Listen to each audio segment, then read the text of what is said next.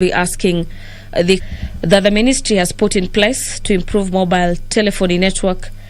This is the coverage in Sio, Kizingitini and Shanga areas in Lamu County. This is to aid service delivery and communication for residents and other mobile users in the said areas. And could the Cabinet Secretary further explain the measures the ministry has put in place to upgrade the existing networks to 4G in Lamu County, and further provide timelines for this upgrade? Questions by member for Lamu County will be replied before the Departmental Committee on Communication, Information and Matters Innovation. Bishop Kawira Mwangaza, who happens to be the member for Meru County, will be asking the Cabinet Secretary for Gender as well as Senior Citizen Affairs the measures the ministry has put in place to ensure that the youth in Meru County access employment opportunities and are also economically empowered. The member will also be seeking to understand the measures that have been put in place by the ministry to ensure seamless employment transitions. This is in all government institutions to enable youth to access as well as gain employment opportunities across the country. Questions by Honorable Kawira Mwangaza will be replied before the Departmental Committee on Matters Labour and Social Welfare. The business of the House is just about to commence with the entry of the National Assembly Speaker Justin Muturi into the chambers.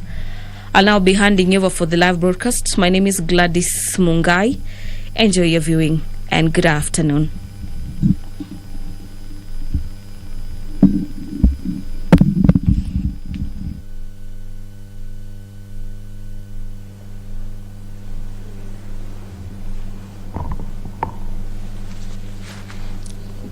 Let us pray. Almighty God, who in your wisdom and goodness have appointed the office of leaders and parliaments for the welfare of society and the just government of the people, we beseech you to behold with your abundant favor us, your servants, whom you've been pleased to call to the performance of important trusts in this republic. Let your blessings descend upon you assembled, and grant that we treat and consider all matters that shall come under our deliberation in so just and faithful a manner as to promote your honor and glory, and to enforce the peace, prosperity, and welfare of our country, and of those whose interests are committed to our charge. Amen.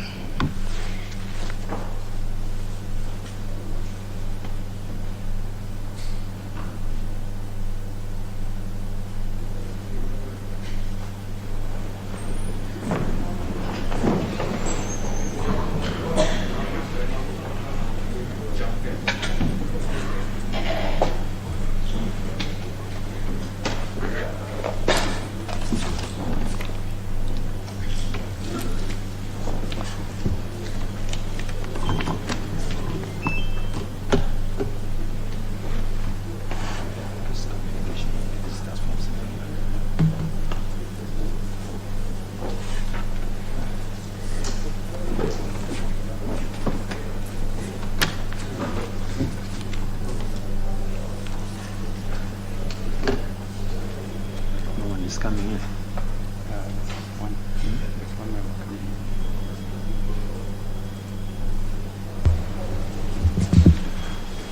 Cassette. Order number 1, administration of oath. Order number 2, communication from the chair.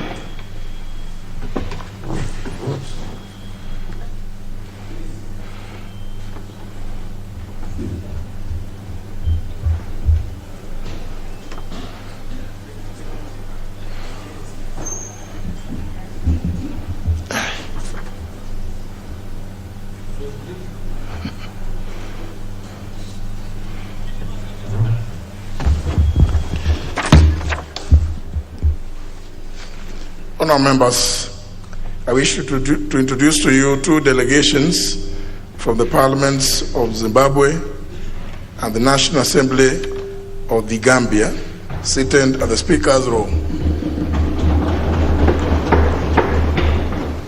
year in the country on benchmarking visits. The delegation from the Parliament of Zimbabwe comprises of 5 members of Parliament and 2 members of staff, and they are as follows. The Honorable Sifo Mokone, MP, Chairperson. The Honorable Denford Masia, MP. The Honorable Albert Nguluve, MP. The Honorable Josiah Sitole, MP. And the Honorable Shakespeare Hamauswa, MP. They also include Ms. Maria Lacera, Committee Clerk, and Ms. Betty Mudwenyu, a Committee Researcher. The delegation from the membership of the Portfolio Committee on Information, Media. The delegation is drawn from the membership of the Portfolio Committee on Information, Media and Broadcasting in their parliament, as in the country, to learn and share experiences on legislation and operationalization of community radio stations. Now, members, the second delegation from the Gambia is comprised of the 5 senior staff from the National Assembly as follows. 1, Momodu A. Sise, Clerk of the National Assembly. Mr. Daniel Kondos, Deputy Clerk, Legislative Business. Mrs. Isato Kasama, Director, Research and Library. Mr. Gibairo Jane, Director, Communications. And Mr. Alagie Dumbuya, Director, Hansant. All members, the delegation is the country to learn the operations of the National Assembly of Kenya, including the management of funds as an independent and autonomous institution, as well as the mechanisms Parliament has put in place for engaging the National Treasury, among other areas. On my own behalf and that of the House, I wish to welcome the 2 delegations to the National Assembly and to wish them fruitful engagements during their stay in the country. I thank you.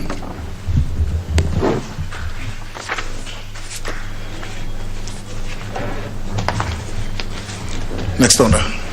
Order number 3, messages. Order number 4, petitions. Order number 5, papers. Leader of the Majority Party. Honorable Speaker, I beg to lay the following papers on the table of the House. Today, Tuesday, November the 16th of 2021, afternoon sitting. 1, legal notice number 222 relating to public finance management, National Roads Toll Fund regulations of 2021, and the explanatory memorandum from the National Treasury. Number 2, the biannual report for the period January to June 2021 from the Commission on Administrative Justice. Number 3, the Kenya Bankers Association Total Tax Contribution Report for the years 2019 and 2020. 4, the statutory 6 months preference and reservation report from the Public Procurement Regulatory Authority, PPRA. Number 5, the report of the Auditor General and financial statements on the Competition Authority of Kenya for the year ended 30th of June 2021 and the certificate therein. Number 6, the reports of the Auditor General and financial statements with respect to the following institutions for the year ended 30th of June 2020 and the certificates therein.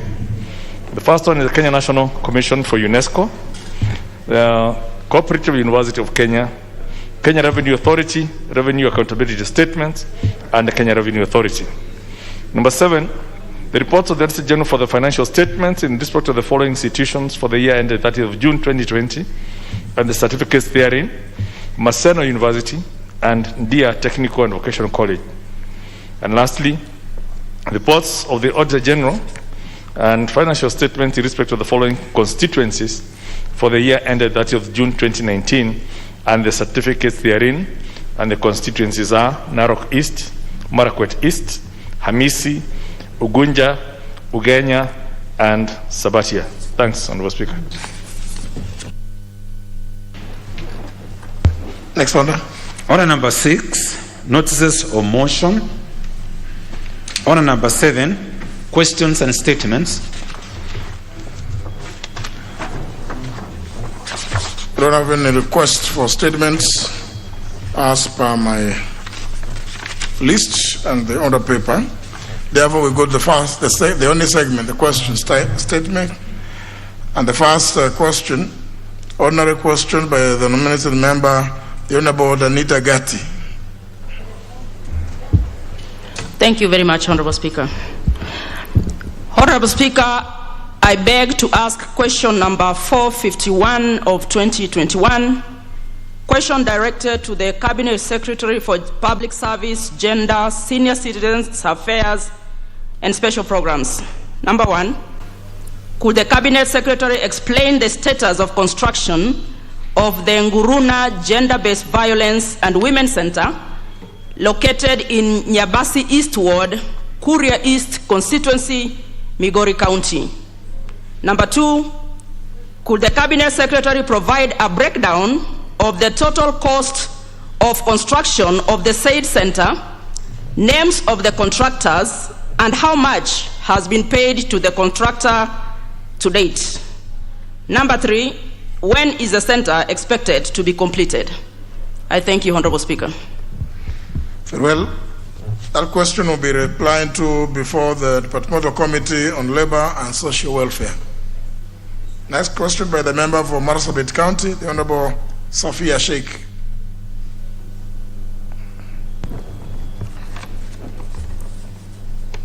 Thank you very much, Honorable Speaker. I raise to ask question number 459 of 2021 in today's order paper, and it is directed to the Cabinet Secretary for Education.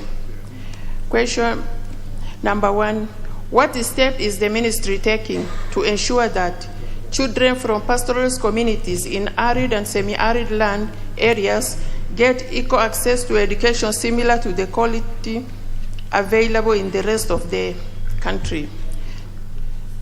Question number 2 is, what is the ministry doing to ensure that school dropout rates in ASAL areas are minimized and that the girls in these areas are shielded from discriminative learning opportunities that stem from cultural biasness and hinder their right to education? Thank you, Honorable Speaker.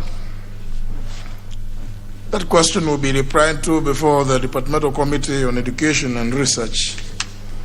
Third question by the member for Rongo, the Honorable Paul Abur. Thank you, Mr. Speaker. I rise to ask question number 464 of 2021. My question is directed to the Cabinet Secretary for Education. Could the Cabinet Secretary explain why casual workers at Rongo University are yet to be confirmed in appointment despite having worked in the institution for over 5 years, and further state the timelines within which they shall be confirmed in appointment? Number 2, could the Cabinet Secretary provide a detailed list of permanent employees of Rongo University and their sub-counties of origin, and further state the proportion of the local community engaged in the university? Thank you, Mr. Speaker. The question will be replied to before the Departmental Committee on Education and Research. The next question is by the member for Lamu County, the Honorable Captain Retired Ruenda Obo. Mr. Speaker, I'm not retired. Okay, then you may be the one that will say you are tired. I'm neither tired. Whenever I want to fly, I'll go and renew my license. You are therefore neither retired nor tired. Yes, Mr. Speaker. Very well, very active pilot. Active, representing my people. Okay. Thank you, Mr. Speaker, for giving me this opportunity to ask question 474/2021 to the Cabinet Secretary for Information, Communication and Technology, Innovation and Youth Affairs. 1. Could the Cabinet Secretary explain measures that the ministry has put in place to improve mobile telephony network and coverage at CU, Kizingitini, Shanga areas in Lamu County to aid in service delivery and communication for the resident and other mobile users in the said area. 2. Could the Cabinet Secretary further explain measures the Ministry has put in place to upgrade the existing network to 4G in Lamu County and further provide timelines for this upgrade? Thank you, Mr. Speaker. The question will be replied to before the Departmental Committee on Communication, Information and Innovation. The next question is by the member for Meru County, the Honorable Bishop Kawera Mwangaza. Thank you, Honorable Speaker. My question 475 of 2021 to the Cabinet Secretary for Public Service, Gender, Senior Citizen Affairs and Special Programs. 1. Could the Cabinet Secretary state what measures the Ministry is putting in place to ensure that the youth in Meru County access employment opportunities and are economically empowered? 2. Could the Cabinet Secretary explain the measures put in place by the Ministry to ensure seamless employment transitions in all government institutions to enable the youth to access and gain employment opportunities? Thank you, Honorable Speaker. That question will be replied to before the Departmental Committee on Labor and Social Welfare. The next question is by the member for Oljoro Rock, the Honorable Michael Muchira. Thank you, Mr. Speaker. I rise to ask question number 479 of 2021 to the Cabinet Secretary for Energy. 1. Could the Cabinet Secretary explain the delay in metering of over 25 projects undertaken by Rural Electrification and Renewable Energy Corporation, RELEC, and Transformer Densification Program in Orojorok constituency? And 2, within what time range shall the project be metered? Thank you, Mr. Speaker.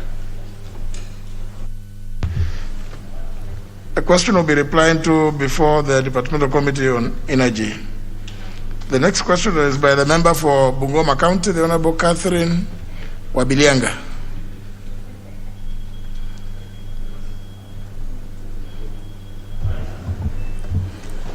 Thank you, Honorable Speaker.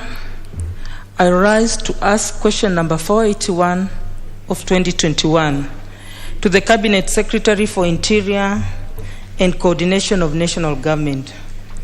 1. Could the Cabinet Secretary explain the status of investigations into the rape case and murder of one Miss Eunice Nandako Nasimiu of ID number 2358-2058, who was found dead in a neighbor's house on the 18th of October 2021 at Matili Village, South Kurisiru/Malakisi Ward? 2. How many suspects have been apprehended and questioned in connection with the rape and murder?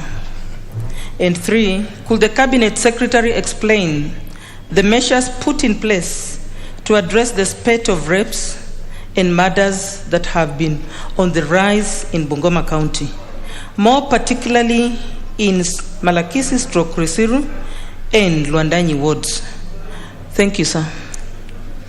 The question will be replied to before the Departmental Committee on Administration and National Security. The next question is by the member for Kitui Rural, the Honorable Mwali Kamboni. Thank you, Mr. Speaker. I rise to ask question number 482 of 2021 to the Cabinet Secretary for Energy. 1. Could the Cabinet Secretary state the measures put in place to repair or replace fault power transformers serving Zeve, Chamungi, Usenyo, Kanyangi, and Mosa primary schools, as well as Kilima, Kisayani, Kalulini, Kivuni, and Masoka markets? 2. When shall the Ministry commission the electrification project in Muvida, Muviani, and Kamulu market centers and locate the transformer made to serve Muvida borehole? 3.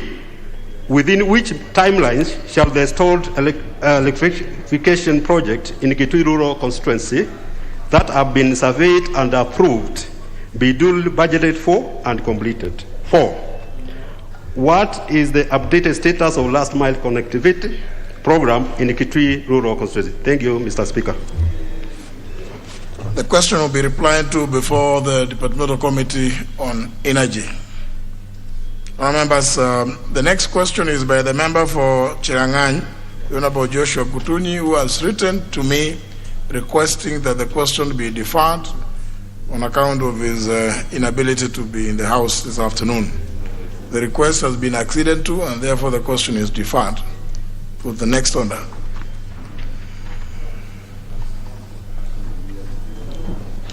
Order number 8, report on implementation status on an inquiry into complaints of environmental pollution by London Distillers Kenya Limited.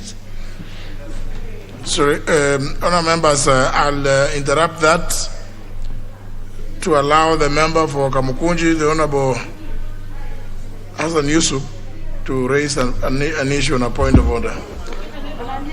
Thank you, Mr. Speaker. I am raising a question relating to a statement that I requested from the Ministry of Interior and National Administration regarding the frequent fires in Kikomba. I requested that question on the 21st of October, and since then there has been another fire in Kikomba, and I'm yet to get an answer from the Ministry or from the Chair of the Departmental Committee dealing with national security. The second one is a question I raised regarding the disappearances of Hassan Dahir Osman, a constituent of mine who disappeared 3 months ago. Again, I'm yet to receive a response on that particular question from the committee. Thanks. The chair of the committee, the Honorable Mwadi, is in the House. I saw him walking. Honorable Mwadi, what have you to say to the complaint? Thank you, Honorable Speaker. And it's true, those who are placed before us as a committee, and they have since been transmitted.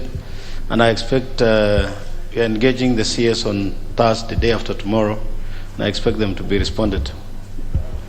Is it possible that you can invite the Honorable Hassan to be present? Yes, I want to believe he's been invited by the Secretariat, and if not, I take this opportunity to invite him at 10 o'clock. Yes, Honorable Hassan, I believe it may be a lot easier if you could be available on Thursday. Yeah? Very well. Thank you very much, Honorable Speaker. There's nothing like that. You cannot just be shouting when you are seated in your place and claiming that even your question. Nobody, which question? Honorable Sankok, if you want to raise an issue, you intervene. Honorable Speaker, I'm very sorry for that. I didn't know that Honorable Mwadi is here. But I had asked a question on the authenticity of the land that the CS had claimed that is owned by the Deputy President of the Republic of Kenya in Laikipia. And this question, I've been invited twice, and I've traveled all the way from Narok to Nairobi, and it has been postponed twice. So, Honorable Speaker, I plead through your good leadership that if I'm invited, I should be invited for Thursday, and it should not be postponed again, because people are even, there is a lot of killing in Laikipia. So we need to sort out this issue once and for all. Honorable Speaker. Did you understand the issue? He may not have said it correctly. I believe he wanted to say the authenticity. He said something similar to ethnicity. I suspect the Honorable Sankok intended to say authenticity. I suspect too, Honorable Speaker, this authenticity, not ethnicity. But Honorable Speaker, I know we have so many issues arising on Thursday. Actually, we are engaging from morning until around 1. But I would invite the member, Honorable Speaker, So just in case there are any issues that made them not bring the response, because I haven't seen it, then we can raise it. But it's very important because the CS himself is coming. If you can come so that we can engage further. Thank you, Honorable Speaker. Very well. Order number 8. Motion. Now, you know, we are on order number 8. Honorable Mutinda Mule. Yes. Thank you, Mr. Speaker. Mr. Speaker, on the same issue of questions asked. Mr. Speaker, as members, we are getting a bit frustrated when we ask questions and they are not being responded by the Ministry of Interior. Mr. Speaker, you know very well I asked a question of a boy who disappeared in Tala in the name of Abakar Muli, and you referred that question to the Committee of Internal Security chaired by Honorable Mati. Mr. Speaker, I appeared before the committee with the CAS and she promised to give an answer within a week. Mr. Speaker, it is quite becoming of this ministry because since that day, up to today, I've gone to the same committee to see whether they have responded, and Mr. Speaker, there is no response. The family is waiting for an answer for their lost one. The family is waiting for justice. The family is extremely traumatized because they cannot understand a question is put in the floor of the house to know the disappearance of a young man just like the boys in Embu. So, Mr. Speaker, I want to give out a very clear stern warning to this ministry that they must respond to this committee. We cannot be harassing Honorable Madi, who is our colleague, to get answers when the answers are still sitting with the minister and the ministry itself. Mr. Speaker, could you also avail yourself on Thursday because now you said you have also started, you have given them a warning, so I'm wondering whether they need to respond. You know, Mr. Speaker, I know they have said in some quarters that this language did not travel by road to this country. But you said now you have given them a warning now. So now that you have given them a warning, do we need to go to discuss it any further? Mr. Speaker, we are requesting your indulgence to the Ministry of Interior. But you have given them a warning yourself. Mr. Speaker, even if I give them a warning, it does not give justice to the parents of the lost ones. Mr. Speaker, Mule, why don't you appear before the committee on Thursday also? Yes, Mr. Speaker. Because the Honorable Madi has been magnanimous enough to tell the House that the Cabinet Secretary himself will be present, so that when you go there, you'll now tell them those things. You'll tell him. Because now you're talking, even if you say it now and you're going to say it on Thursday, it's not helping any situation. Or you just want to get some bonga points. Mr. Speaker, I've been elected 3 times in this house, so I'm not looking for bonga points. I'm looking for the justice of the young man. Even then, you still need the bonga points. So I think the best thing, Honorable Mule, is to go and raise the issue on Thursday when the Cabinet Secretary will be present. Yes. Then, because you will be able then to debate it better. Thank you, Mr. Speaker. Yeah. Honourable members, debate on the motion appearing as order number 8 in today's order paper was concluded, and what remained is for the question to be put, and I proceed to do so. That this House adopts a report of the Select Committee on Implementation on its consideration of the implementation status of the report of the Departmental Committee on Environment and Natural Resources on an inquiry into the complaints of environmental pollution by London Distillers Kenya Limited, laid on the table of the House on Thursday, September 30th, 2021. Will as many as that opinion say aye? Aye. As many of contrary opinion say nay? The ayes have it. Order number 9, motion, report of the Committee of the Whole House on the Waqf Bill, National Assembly Bill number 73 of 2019.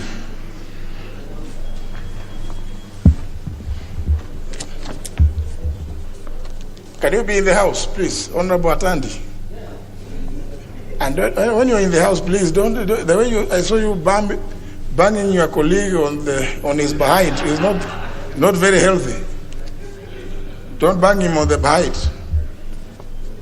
Honourable members, this is the question that this house do agree with the report of the committee of the whole house on its consideration of the Waqf Bill, National Assembly Bill number 73 of 2019, and seeks leave to sit again today.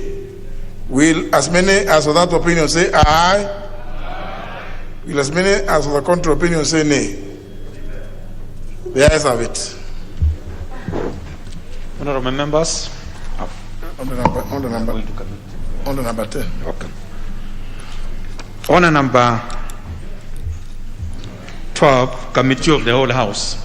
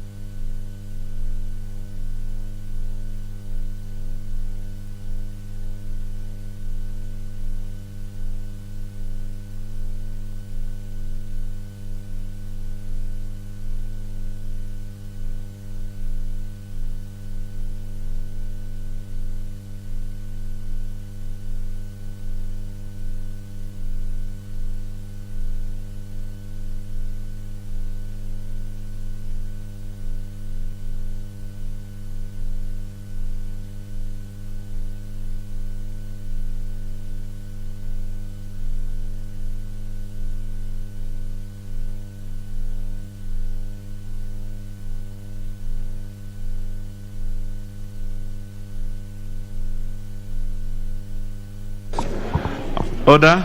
Honorable members, we are in Committee of the Whole House to consider the Waqf Bill, National Assembly Bill number 73 of 2019. Honorable members. We are starting from? Yes. 4.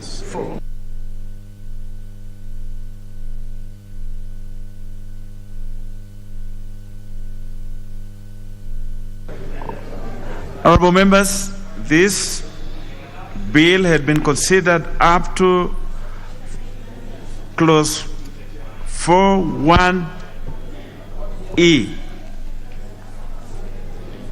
Yes? D. Had been considered up to 4.1d. We shall commence from clause 4.1e.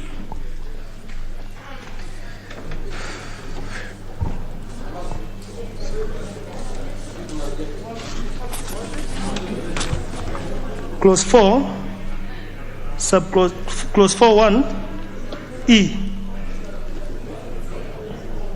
I propose that clause 4.1e be part of the bill.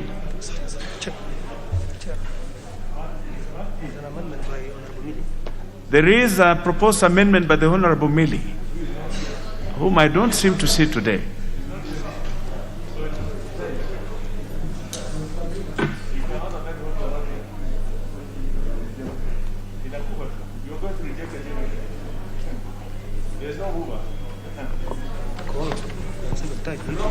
The Honorable Millie, for the second time,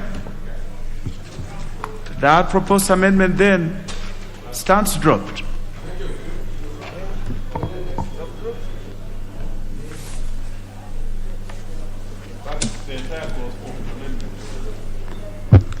Clause 4, subclause 1. Millie Odhiambo, that proposed amendment then stands dropped. Next. Clause 4, subclause 1f. I propose the question that clause 4, subclause 1f be part of the bill. amendment by Millie. There is a proposed amendment by the same Honorable Millie. The Honorable Millie Odhiambo. That clause therefore stands dropped. Next. Thank you, Justice.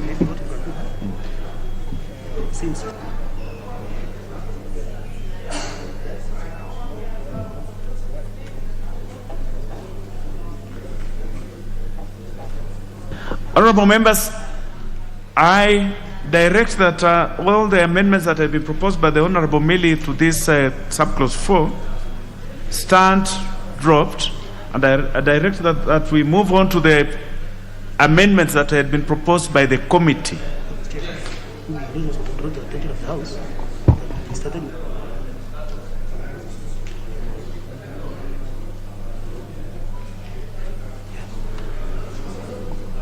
So we will move on to the proposals that had been made by the committee.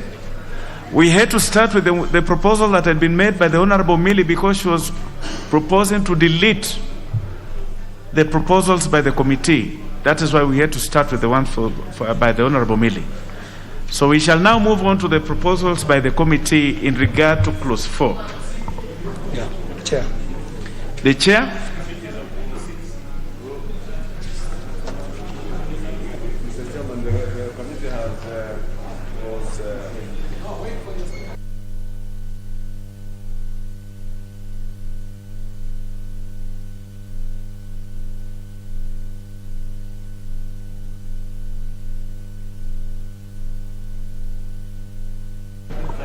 Honorable members, let me just re-engineer the seating arrangement here so that we can work efficiently. Just for a minute or two.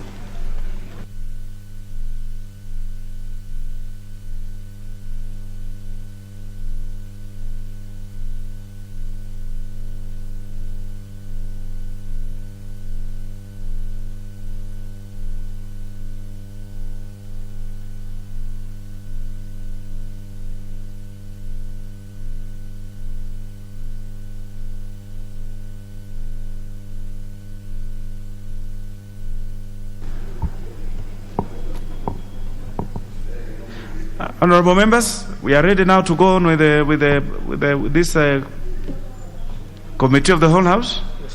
On the same clause 4, there are proposals for amendment by the Honorable Duale. So we shall proceed to the proposals by the Honorable Duale. And the Honorable Duale does not seem to be in the House also. So I direct that those, he's here. The Honorable Duale? The Honorable Duale is not in the House, Honorable members. This is a House of Honorable members. If the member is not in the House, he's not in the House. So those amendments by the Honorable Duale stand dropped. I direct that we move to the next one, on the same by the Honorable Abdul Swamad, member from Vita. The Honorable Abdul Swamad is not in the House. Those amendments by the Honorable Abdul Swamad stand dropped. What is out of order, the Honorable Amalu? Yeah. Thank you, Mr. Chairman. I'm standing on a point of order to request for your direction, because we've looked at the amendments of the respective members, and indeed they are for purposes of value addition. And now that they're absent, he has come. Because I've looked at Duale's amendment, I just wanted to know whether they were informed, or is there any reason they had given?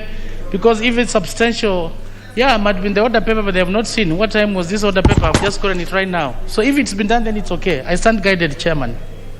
Very well. We shall make progress. So, what is next?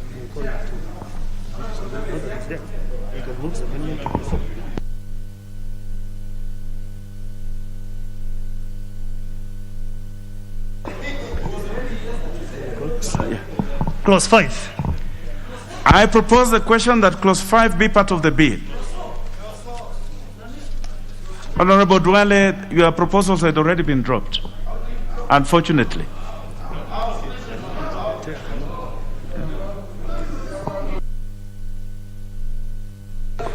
The Honorable Duale, we had directed that your proposal be dropped, but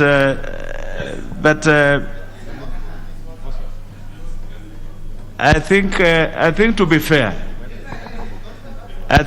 now that you are here, and we had not yet moved to the next clause, I will allow you to move your amendments.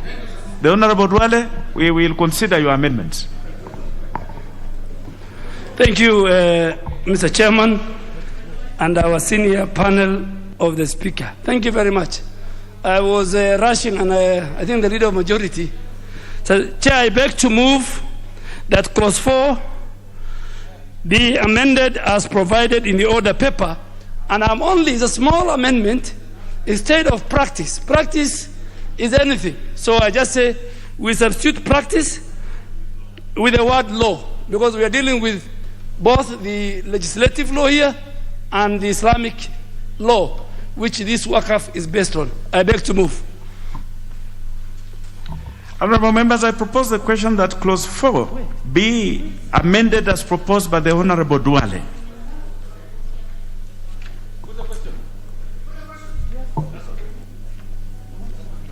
Honourable members, I now put the question that Clause 4 be amended as proposed by the Honourable Duale. Will as members of that opinion say aye? Will as members of our current opinion say nay? The ayes have it. I now put the global question that Clause 4, as amended, be part of the bill. Will as members of that opinion say aye? Will as members of our current opinion say nay? The ayes have it. Clause 5. I propose the question that Clause 5 be part of the bill. There is no amendment to this. I now put the question that Clause 5 be part of the bill. Will as members of that opinion say aye? Will as members of our current opinion say nay? The ayes have it. Clause 6. I propose the question that Clause 6 be part of the bill. There is an amendment by the chair.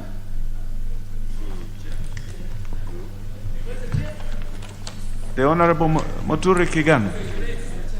Is that 5 or 6? Yes. Yes, Mr. Chair, we propose to introduce public trustee, deleting the Attorney General and substituting the public trustee for Roman 1, and then Roman 2, we wish to introduce that the word president be deleted and substitute therefore the word Attorney General. These were amendments proposed by the public trustee. As the norm now, the Attorney General now becomes the the Attorney General replaces now the CS, right, as norm in the other government structure. And the President now, the Attorney General now becomes the appointing authority, just like any other Cabinet Secretary. That is for clauses 6, A1, Roman 1, and 2. So paragraph A is also through the submissions by the public trustee. So B and C will be deleted. As per the order paper. Yes. And then D, in paragraph E, by deleting the word 4 and substituting therefore the word 6. And then Roman 2, by inserting the following new subclauses, subparagraphs immediately after subparagraph 4, Roman 4. The new ones shall be Roman 5, finance and investment, Roman 6, architecture, and Roman 7, administration. Expanding the scope of knowledge. Yes, that is for the enlargement of the scope of knowledge. Yes, that is the justification. I propose the question that clause 6 be amended as proposed by the chair. I see interest from the Honorable Shabir, member for Kisumu East. Chair, the interest is there, but it wasn't for this particular clause. Very well. Chair. Very well. The Honorable Dwale. Chair, just to give the comfort, I support the amendments of the chair. Number one, he is the Attorney General by law is in charge of trustees, and that's why we are bringing in as a member of the Waqf Commission. Secondly, just like the way cabinet secretaries appoint a board, then it is the Attorney General who will take the lead in appointing. So I think that is something which we didn't see in the original bill, and the people who made their submission agreed with the committee, so I support. The Honorable Wahungu Wamalwa. Thank you, Mr. Speaker. This amendment is simplistic and purely for purposes of the normal practice. So it's just trying to harmonize. So I do support Mr. Chairman. The Honorable Koske, a member for Chepalungu. Very well. Honorable members, now I then propose the question that clause 6. Yeah? We are not putting the question. You're putting the question now. Honorable members, I'll have a retake on that. I now put the question that clause 6 be amended as proposed by the chair. Will as members of that opinion say aye? Will as members of a contrary opinion say nay? The ayes have it. I now put the global question that clause 6 as amended be part of the bill. Will as members of that opinion say aye? Will as members of a contrary opinion say nay? The ayes have it. Clause 7. I propose the question that clause 7 be part of the bill. Chair? There's an amendment by the chair. Chair, you have a proposal to amend this? The amendment sought as per order paper, and I wish to move that clause 7 be amended as provided for in the order paper. The reasons are that these proposals came from the public trustee, and yes, just changing president and attorney general to CS as a CS, and the president becomes attorney general, and then again is inserting one's knowledgeable in the Sharia law. These are very formal small amendments. They don't change the weight of the subject matter, and then we will introduce clauses A, B, A, C, right? And no state officer shall be appointed as a member of that is the norm. Okay. And this submission, these were also the submissions reinforced by the WAF, the existing WAF Commission. Thank you. I propose the question that clause 7 be amended as proposed by the chair. I now put the question that clause 7 be amended as proposed by the chair. Will as members of that opinion say aye? Will as members of a contrary opinion say nay? The ayes have it.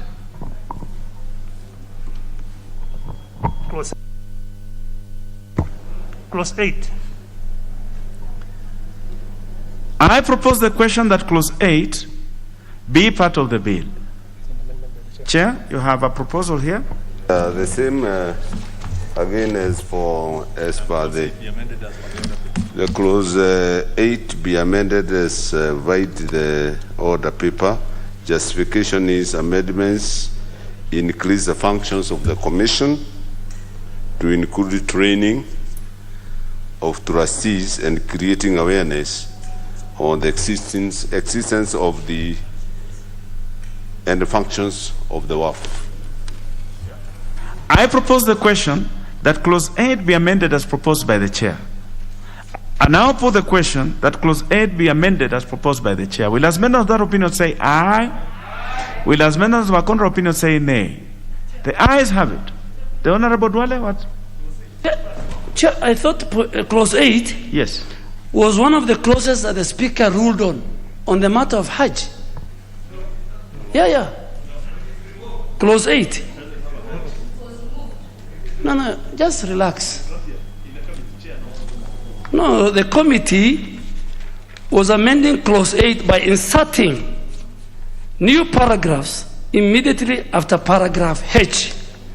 And if you go to HD, there was GA after paragraph G. There's GA, there's GB, there's GC, there's let me finish.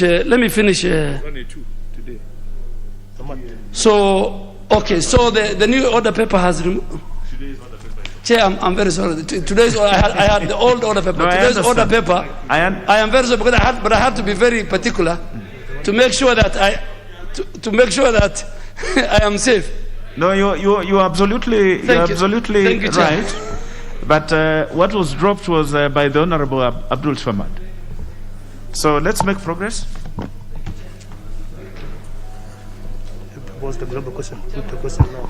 Yes, honorable members, let us finish that business. We are now putting the global question that clause 8 as amended be part of the bill. Will as members of that opinion say aye? Will as members of a contrary opinion say nay? The ayes have it. Thank you. Clause 9. I propose the question that clause 9 be part of the bill. Chair, there is a proposal by you. Yes, I hope Honorable Dwale will not be over enthusiastic. Just like usual. 9 again, Mr. Chair, is I would like to move as provided per order paper, and this is another very formal small amendment that the commissioners have on a part-time basis. These are mentioned by the QUAF, the existing WAF commission itself. This will clarify that members shall serve on part-time basis. I propose the question that clause 9 be amended as proposed by the chair. And chair, the Honorable Dwale,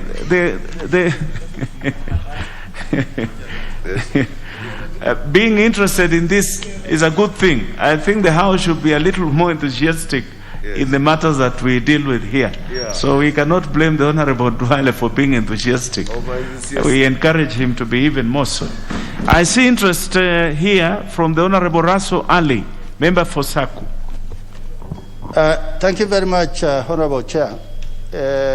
I think the chairman said this is just a small amendment. I think it's much bigger than that. The idea of having part-time commissioners, it is going to save on this trust. And at the same time, we want work to be actually a voluntary philanthropic thing more than a working place. So I think it's a good amendment. Thank you, Chair. The Honorable Dwale. Chair, this is the whole concept of work is religiosity. So it is not a place to look for employment. It's a place that you serve and you'll be paid in the hereafter. So I agree with the chair. The Honorable Noor Sophia, member for Ijara.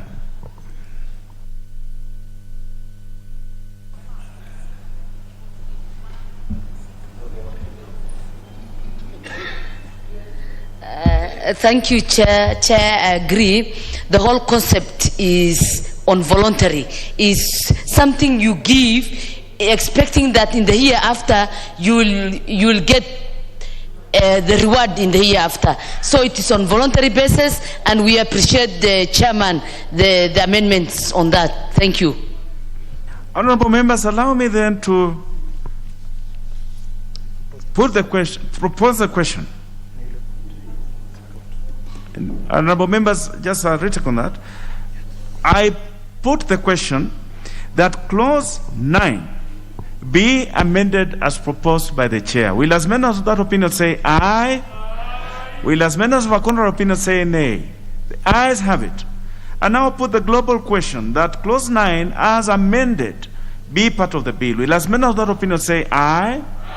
Will as many of the contrary opinion say nay? The ayes have it. Clause 10.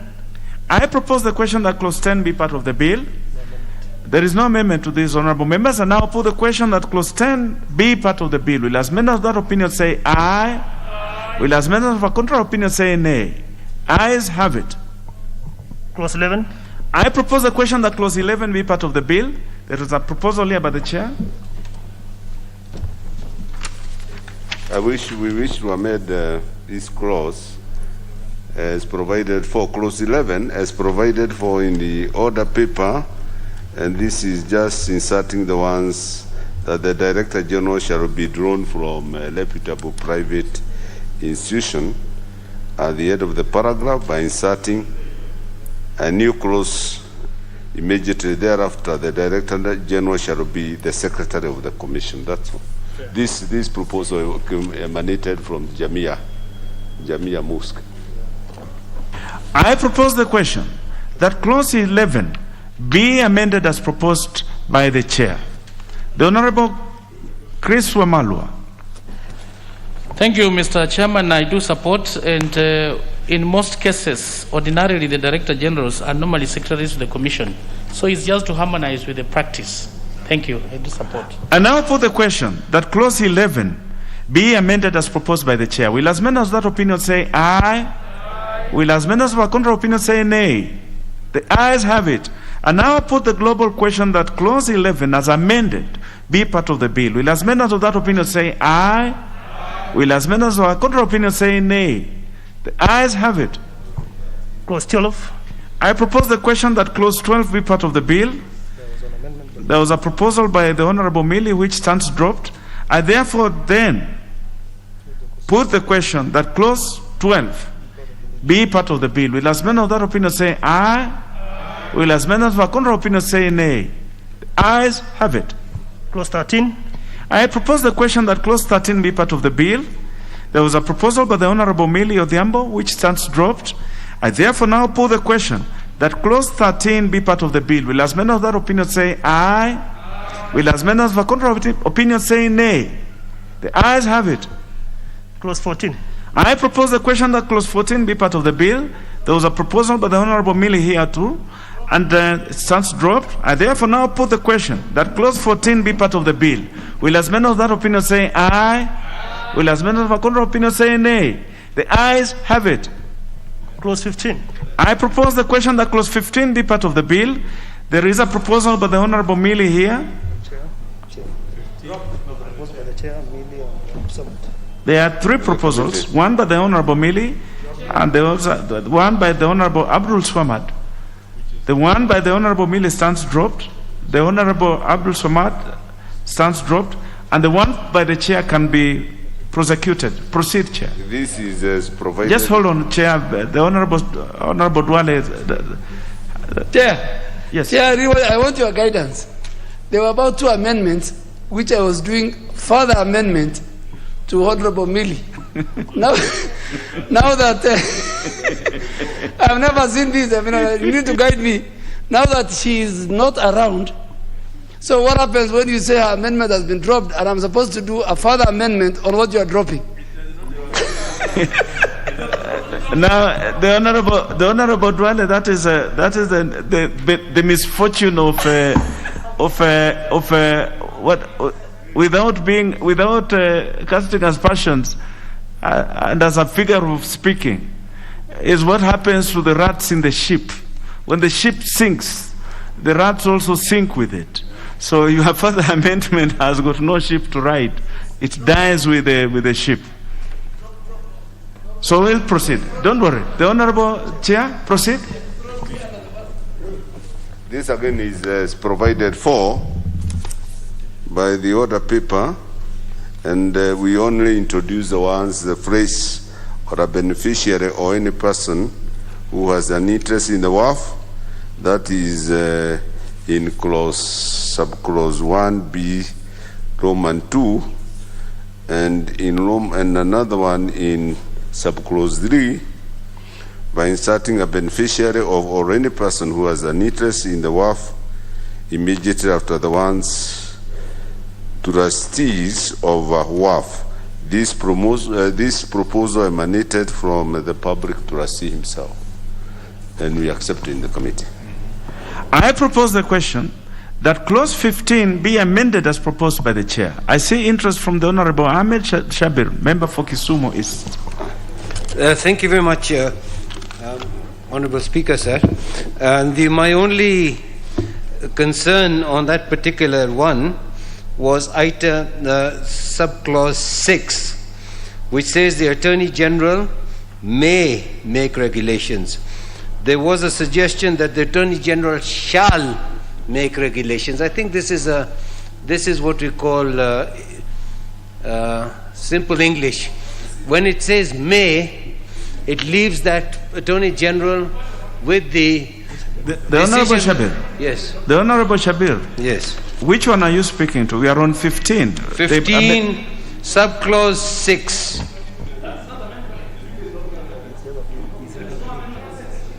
You are looking at the bill itself. I'm looking at the bill itself. Yes. There is a proposed amendment by the chair, and his proposals are in regard to B and C. The Honorable Dwale. Chair, number one, we are dealing with the amendment by the chair in subclause 1B and I think 3. What the chair is, and I support, is that in the event a beneficiary or anybody else who has an interest in that particular waqf, he can ask for an inquiry. You know, there are people who will mess up this noble idea. So the chair is at a very, very good amendment that the beneficiary or anybody else within that who have an interest in that particular waqf can raise and ask for an inquiry to be conducted in order or initiate an inquiry on the operation of the waqf. So, Honorable Shakil, what is in the bill you are reading, clause 6, the chair is not amending. Nobody is amending. And if you had an issue, you should have come with an amendment. But it's good he has raised it. Honorable members, allow me then to put the question that clause 15 be amended as proposed by the chair. Will as many of that opinion say aye? Will as many of the contrary opinion say nay? The ayes have it. And now put the global question that clause 15, as amended, be part of the bill. Will as many of that opinion say aye? Will as many of the contrary opinion say nay? The ayes have it. Clause 16. I propose the question that clause 16 be part of the bill. There was a proposal by the Honorable Millie Odhiambo, which stands dropped. I therefore now put... Yes, there is a further amendment. There's another amendment by the chair. So, Chair, you can proceed with yours. The one by the Honorable Millie stands dropped. Mr. Chair, we propose amendment as provided for in the order paper in subclause 2 of 16 by deleting the ones 20,000 and substituting therefore the ones 2 million. This emanated from public trustee, and the justification thereof is that the assets of a WAF in Kenya is approximately 9 billion shillings. Therefore, a penalty of 20,000 for not producing documents by a trustee is very low and not commensurate to the base. So there is need to enhance this penalty to 2 million. I propose the question that clause 16 be amended as proposed by the chair. The Honorable Dwale? Chair, I think I support this amendment because, you know, we need men and women of integrity. At 20,000, then busybodies can come and squander this money and take off. So they must see that if you don't keep the right books, if you don't keep the right documentation, then the fine will be 2 million. So this is a very, very good amendment. I support the chair. The Honorable Raso Saku, member for Saku. Thank you, Chair. I think this is a safeguard and also a deterrence, because this is money that can easily be stolen.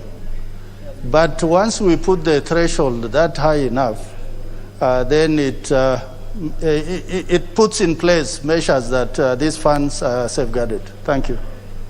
I put the question that clause 16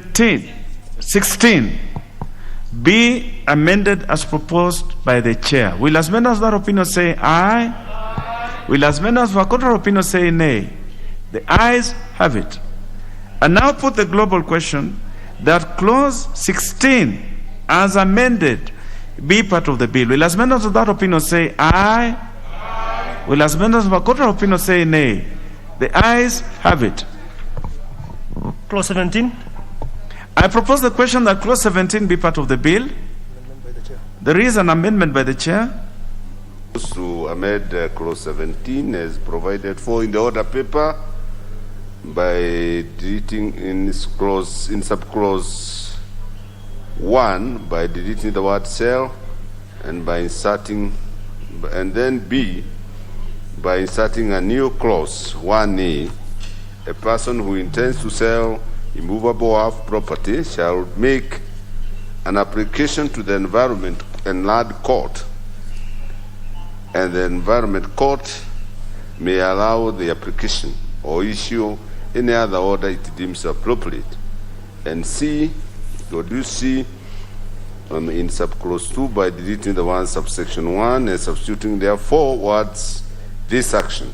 This emanated from public trustee, and the justification is that the disposal of immovable property in WAF is a serious issue and should not be left to the discretion of the Commission itself.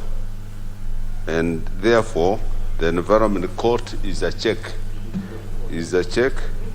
to ensure that the sale is appropriate and that it is a clean exercise. Thank you. I propose the question that clause 17 be amended as proposed by the chair. The first interest is by the Honorable Sankok.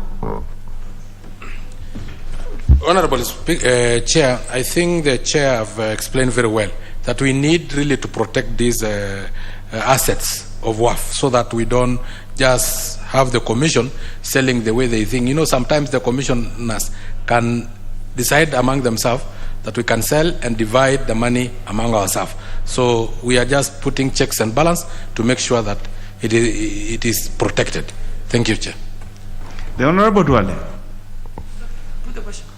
The Honorable Mbogo Menza, member for Kisauni. Thank you, Chair. I support the proposed amendment by the Chair.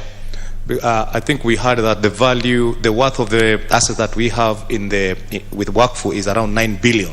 So whatever is being proposed, it will act as a safeguard to ensure that there is another level that can be able to cross-check before a disposal is done. I support. And now for the question that clause 17 be amended as proposed by the chair. Will as many as that opinion say aye? Will as many as the contrary opinion say nay? The ayes have it. And now for the global question that clause 17 as amended be part of the bill. Will as many as that opinion say aye? Will as many as the contrary opinion say nay? The ayes have it. Clauses 18, 19, and 20. I propose the question that clauses 18, 19, and 20 be part of the bill.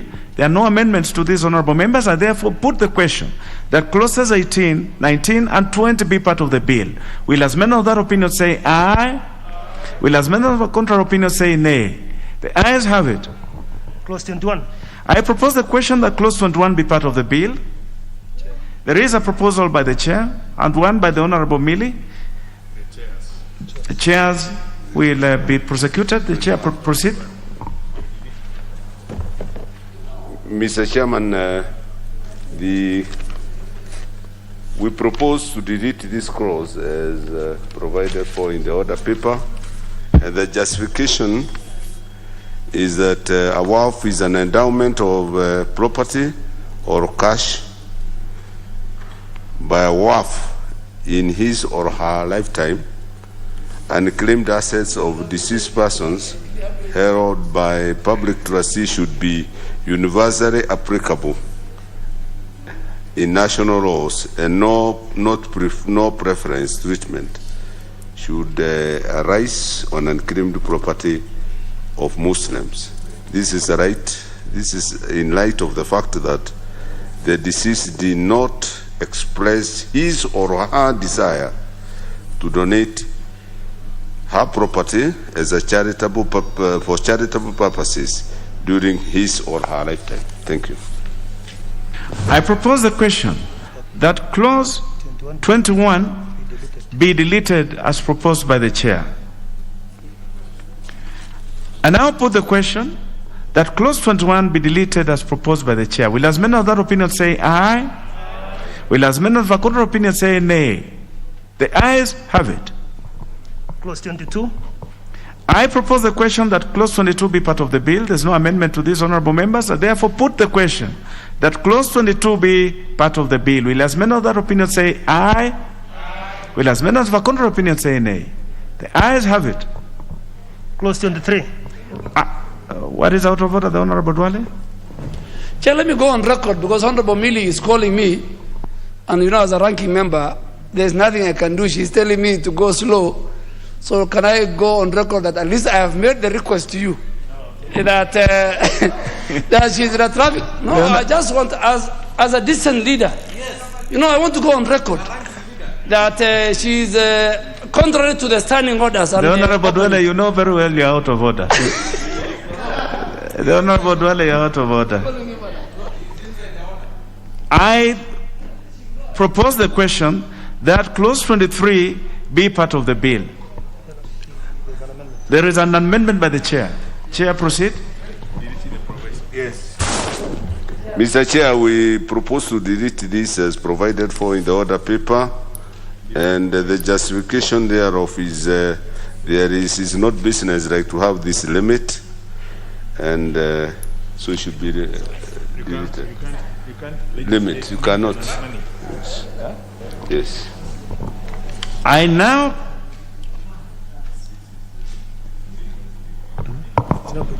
now put the question that clause 23 be amended as proposed by the chair. Will as many of that opinion say aye?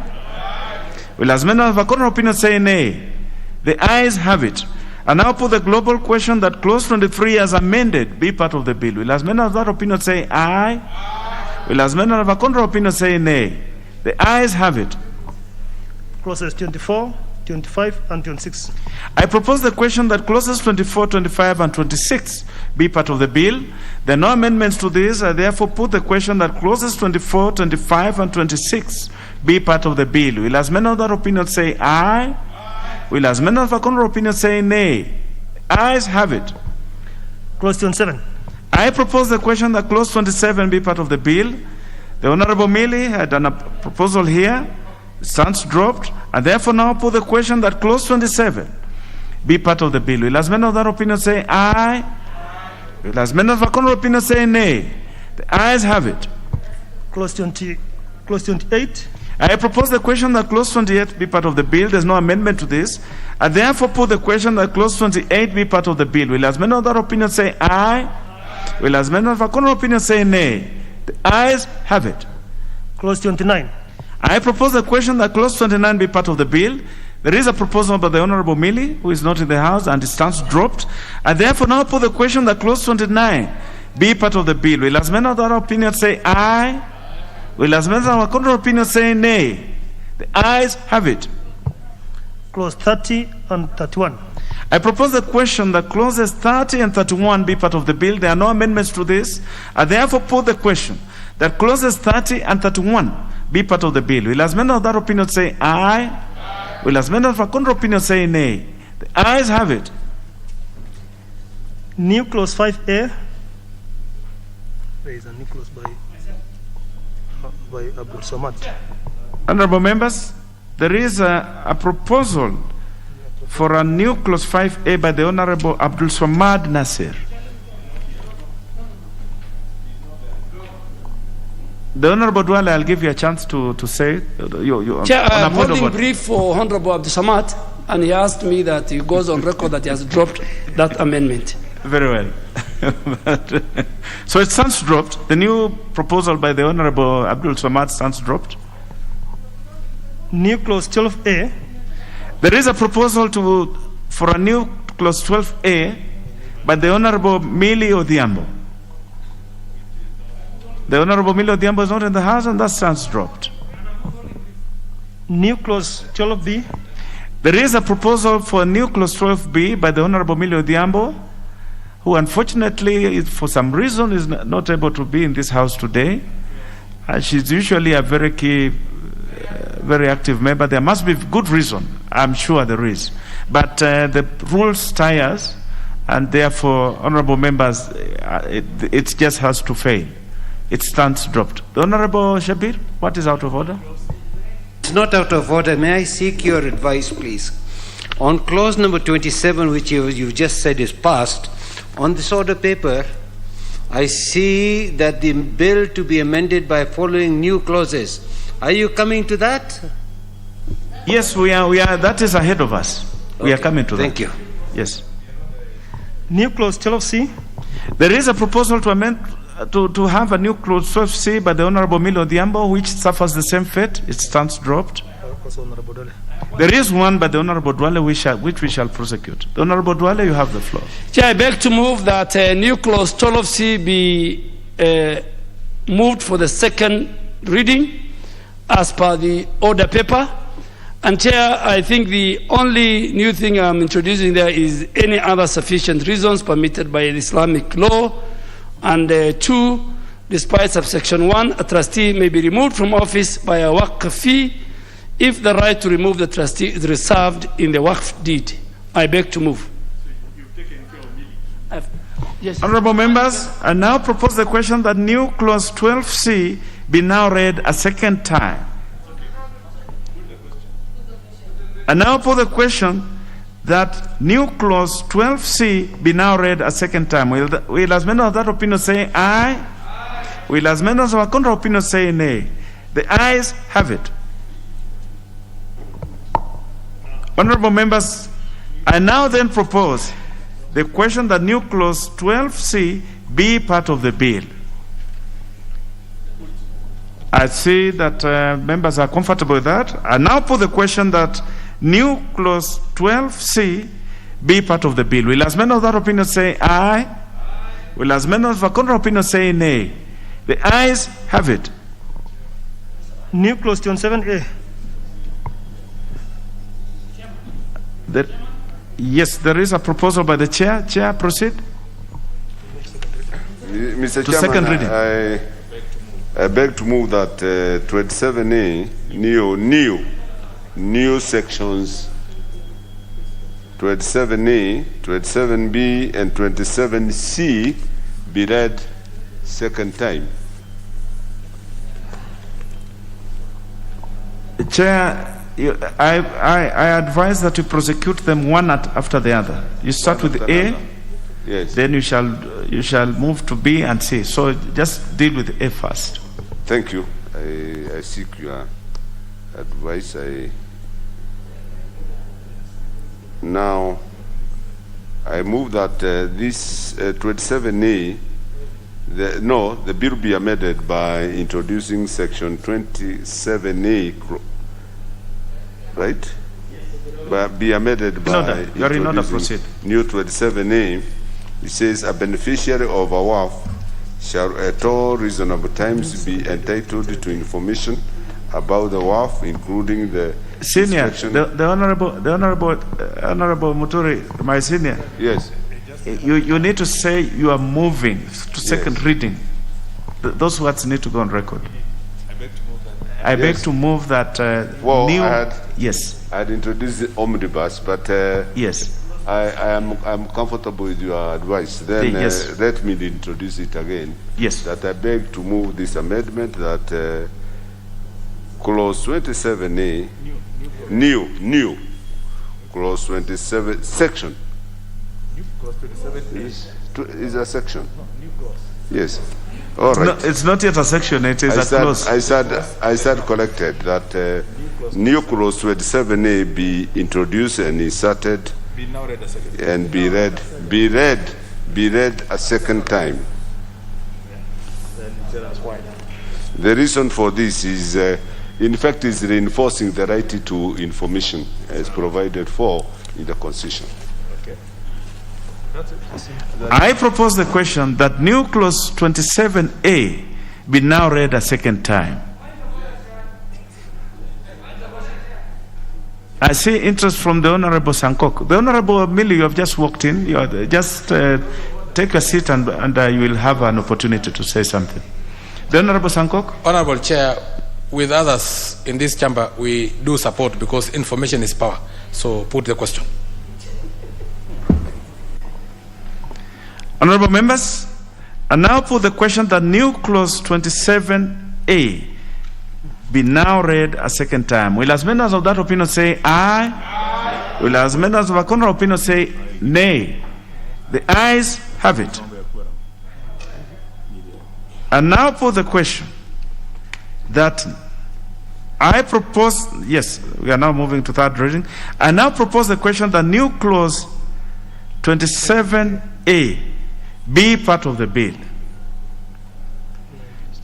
I now put the question that new clause 27A be part of the bill. Will as members of that opinion say aye? Aye. Will as members of a contrary opinion say nay? The ayes have it.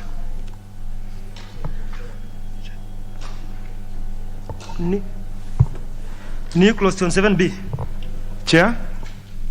I propose, I beg to move that a new clause 27B be read second time. As per the order paper, and the justification here for 27B is that WAFs are made under Islamic law and the Qadi court should be the first point of reference in any concerning any dispute. If the Qadi courts are unable to resolve the same, the disputes can be escalated to other courts or tribunals within the Kenyan laws. I propose the question that new clause 27B be now read a second time. And now put the question that new clause 27B be now read a second time. Will as members of that opinion say aye? Will as members of a contrary opinion say nay? The ayes have it. The Honorable Millie Odhiambo, what is out of order?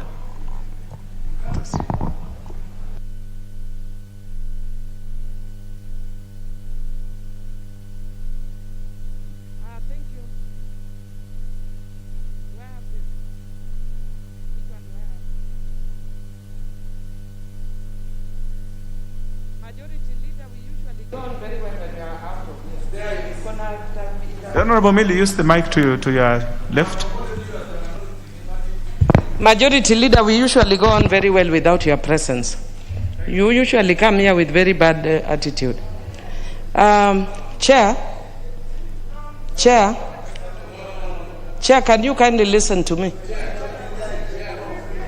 The Honorable Millie, the Honorable Sankok, resume your seat. The Honorable Millie, proceed. Thank you. Chair, I just want to say, first of all, apologize for coming late.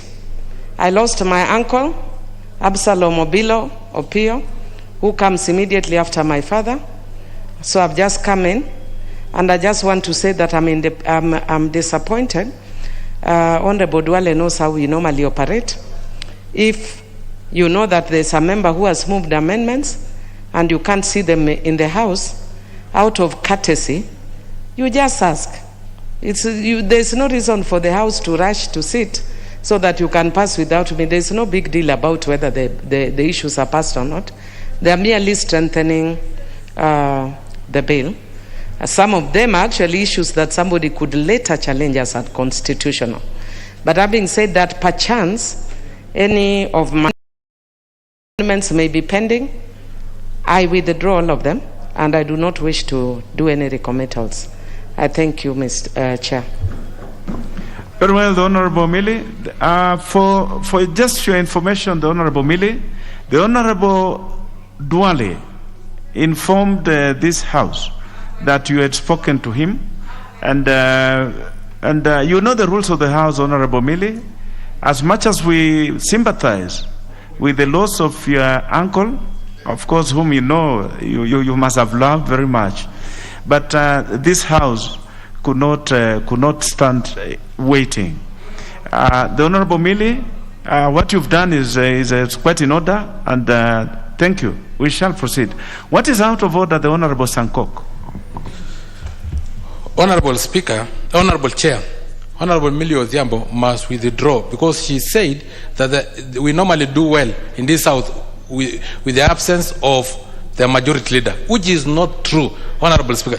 She must withdraw, apologize, and expunge from the Hansard because it is not true. The Honorable Sankok, there's nothing out of order about that. Because sometimes some of us, from time to time, there will be members who are not in the House. And the House goes on. The House has proceeded without the Honorable Millie today. Sometimes it proceeds without the Honorable Leader of Majority being here. So members from time to time will miss for good reason. Like the good reason the Honorable Millie has just said, kept away from the House today. But that does not mean that the House will not proceed with its business. So the Honorable Millie was not out of order to say that sometimes the Leader of Majority is not in his place. She is correct. So we shall proceed, Honorable Members.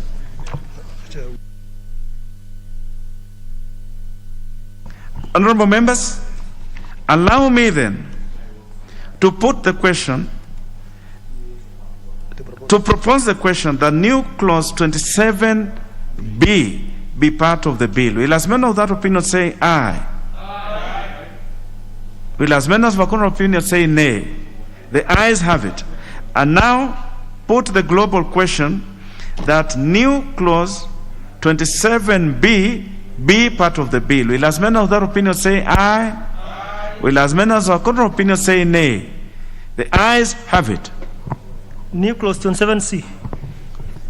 Chair, you have a proposal to this? New Yes. clause 27C. I wish to move that the new clause 27C be read a second time.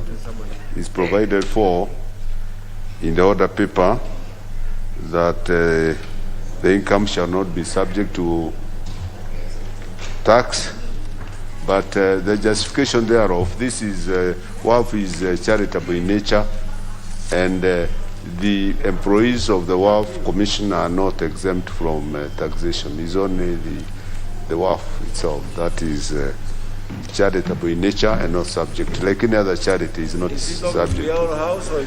It's clear. Mr. Chair, I am being disturbed by the deputy leader of. No, it's okay. Loud enough. I have normally I don't like to disrespect this ranking member, but I was doing some consultation today with the leader of majority. He's talking to himself. No, he is disrupting the honorable senior, just proceed. Don't worry about the. Yes. So don't worry about the honorable Gwenye. That is a justification that. Again, if I repeat, because I was being distracted, that the WAF is charitable in nature, so is being exempt from income.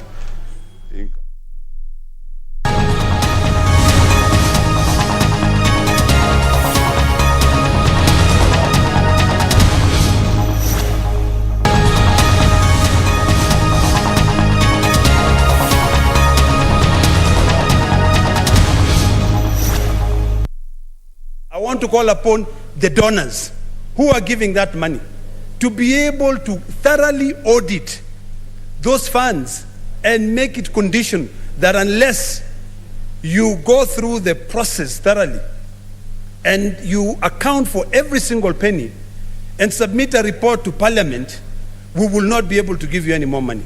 Then you will see them becoming a little bit accountable. And finally, Mr. Speaker, I really want to remind the county assemblies that you are the first point of oversight. Please do your job. MCAs, don't just be clapping to the governors, following the governors everywhere they go. Ask them questions. This is the reason why you are given the mandate by the people. Don't go there and you are confused by power. You know, if you do your job properly, at least the people will be able to have you back there. Today, Mr. Speaker, even the House is empty because everybody is out there looking for votes. You know, they could be out there looking for votes or drumming support for somebody else. But the truth of the matter is that we should be able to separate that. And Kenyans out there ought to see what is it that their legislators are doing. When you're given a job, go out there and carry out that task. Let's run away from this culture of campaigning from the day you are elected into office to the day when you now go into the ballot box. You know, IEBC has not even declared the campaign period on. But as you see, we are running. And I want to ask the people in the county assemblies, not even county assemblies, in all county governments, and in our 47 counties, those who are running so fast, be very afraid of them, because they should be doing the work. Here, we have a lot of bills that we need to pass. We have committees that come up with legislation. They rush through public participation. The laws which are supposed to support you, to help you, sometimes end up being, you know, time bad, and there's no way they can be passed by Parliament. One in case a point is a bill by the distinguished senator from Busia, Senator, what's his name? Amos Wako. I'm sorry, sometimes we forget these names. But the truth of the matter is, Amos Wako came up with a bill on public participation. But because of us being dilly-dallying and the interest not being on the issue of accountability or getting the public to be more involved on legislative process, that bill has never passed. It did not pass in the last parliament, and in this parliament, I dare say, it will suffer the same consequences. So, Mr. Speaker, I support this statement, and I pray that we can have some sense between this oversight debate. Senator Eric Mogeni. Thank you, Mr. Speaker. I first want to thank the chair of this devolution committee for the statement that he has read this afternoon, and I wish to congratulate him and his members for the good work they are doing in the devolution committee. Mr. Speaker, I also want to join senators who have spoken before me to register my concern on the lackluster manner we handle suits that are filed against the work that is being done by the Senate. Mr. Speaker, when we had a Kamkunji last week, I did say that it will be useful if this House took note of the fact that we will either be buried or resurrected in our courts of law. That's where the, really the teeth for this House will come from. Because let's accept it. Me, I never went to Naivasha, but those who are in this House and went to Naivasha, they know what they did to this Senate. You know, the functions of this House were mutilated in Naivasha. If it was not for the decision that we got from Supreme Court decision number 2 of 2013, this House will be toothless, Mr. Speaker. And it's good to be honest, to be candid, and accept that in many jurisdictions, people with time realize that there are some gaps that become evident as you continue applying your own constitution. Even the one of the most respected constitutions, the one of the United States of America, they have continued amending it. In fact, Mr. Speaker, that Senate of the US would not be as powerful as it is today if the Americans didn't realize that it was not wise to leave senators to be elected by the state parliaments. That's why in 1916 they amended the Constitution to give senators direct mandate from the people. Let's also accept as senators that this Constitution when it comes to the functions of this Senate, let's be candid and be honest. It was poorly drafted, Mr. Speaker. And unless we retreat as senators, deliberate on the amendments that this country needs to undertake to empower this Senate, we'll be crybabies. We'll be crybabies, Mr. Speaker.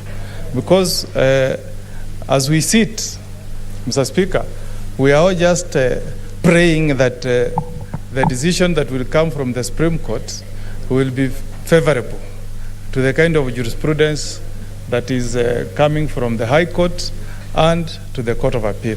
And woe unto us if the Supreme Court upholds the views that have been expressed by the High Court and the Court of Appeal, then the only recourse we have is to push for Kenyans to relook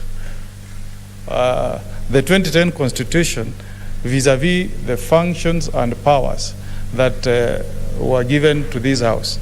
And Mr. Speaker, everywhere, even if you go to other jurisdictions like Australia, if you are a Senate that gets direct mandate from the people, you are elected by the people. You are not picked or selected like the House of Commons, I mean the House of Lords in the UK. There is no way the lower house can have an enhanced mandate than the upper house, because Senator for Kakamega gets elected from, I think, 11 constituencies, and he gets direct mandate from the people. Direct. I'm told it's 12, not even 11, from 12. Senator Wetangula here from Bungoma, if you divide the votes he garnered as a senator, he can bring to the House all members of Parliament. You know, yes, that is the reality. But when it comes to the functions, you find, Mr. Speaker, that the National Assembly is deemed to be the one that should carry more functions than the Senate. I think we are living a lie. We are living a lie, Mr. Speaker.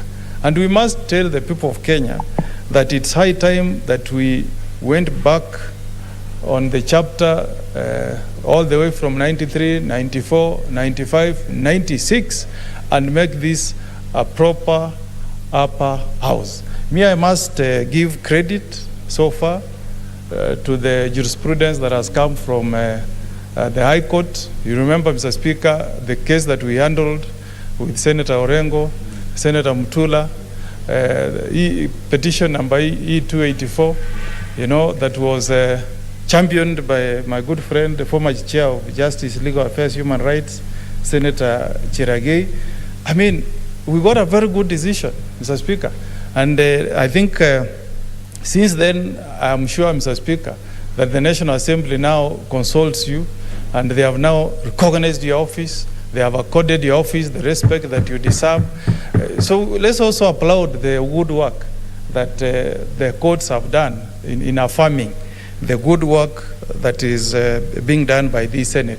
And I have a lot of faith in the Council that was entrusted with the appeals that we filed in the Supreme Court.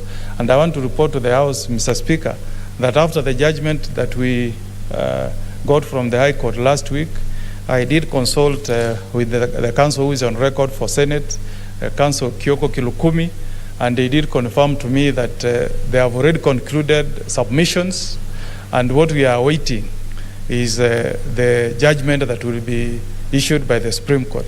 And I hope that in the fullness of time, when that judgment comes, it will affirm what has come from the Supreme Court before, that this House has got the mandate under Article 96 to look at almost every piece of legislation. Because every legislation that passes through this House, in one way or another, it affects counties. And me, I want to appeal to the other branch. You know, people out there, the judiciary. If you let these governors on the loose, and you send the message that they are not accountable or they are not subject to oversight by the Senate, then that will be the end of devolution. Because you know what governors are capable of doing with state resources. The money we send to counties, unless there is a strong oversight And you don't say that the oversight is by the county assemblies. We know what happens with county assemblies. The proper house that should have checks and balances on our governors is this house. So I hope that we don't want to influence the judiciary, but I hope that when they retreat to consider these cases, they will put the interest of the common mwananchi who must receive services.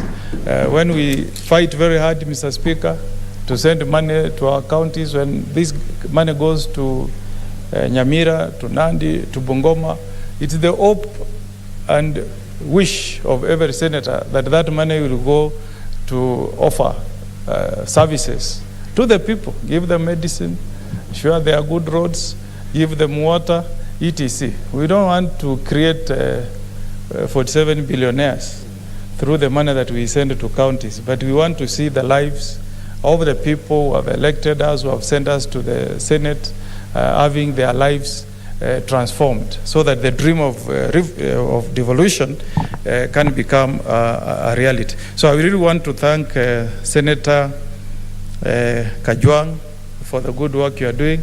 But Senator, as you question this idea of legal fees, take note that if you don't invest in good lawyers as PSC and as Parliamentary Service Commission and pay them well so that they are motivated to do more research for you, you will continue getting bad jurisprudence.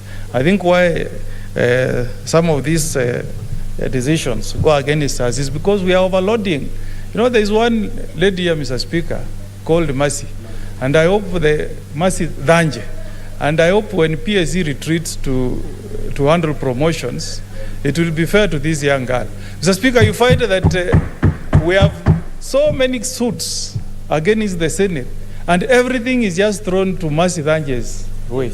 Yes. So many cases, Mr. Speaker. So I really hope that when PSC evaluates, its staff, we can single out that young girl, Mercy Danje, who has done a lot of good work in defending the Senate in the many suits that have come up in court. So with those few remarks, I really want to thank Senator Kajwang for the good work that is doing as the chair of devolution, and I want to urge him to continue being a champion of devolution so that people in the countryside can see the true fruits of devolution. I thank you, Madam Speaker, Mr. Speaker. Sorry. Senator Langata, your statement, or you want to go? Because if you can, but you are eating into your statement because the statement time is almost over. Unless you will do it tomorrow. Okay, you do your statement.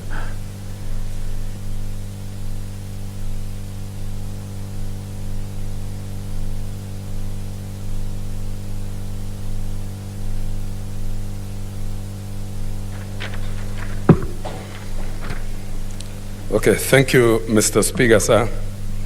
I rise pursuant to Standing Order 48.1 to seek a statement from the Standing Committee on Education concerning the increase of fees in institutions of higher learning.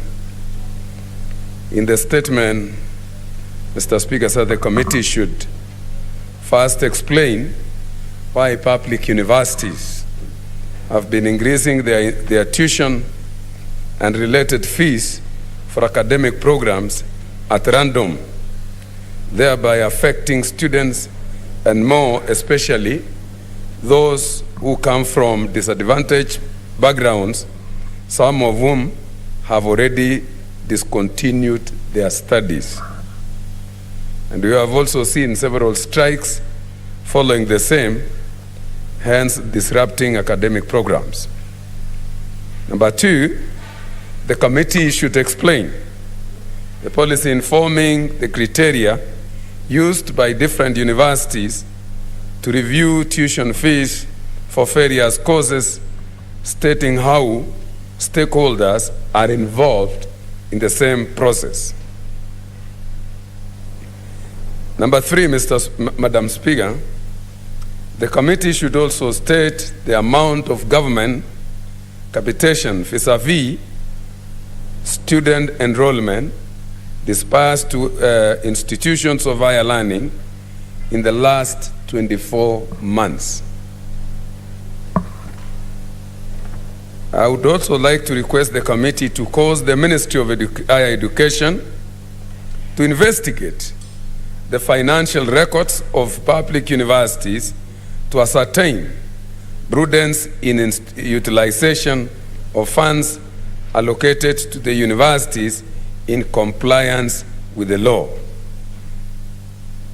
This is because there are a lot of money given to the universities, and also we've seen a lot of allegations on corruption concerning the same.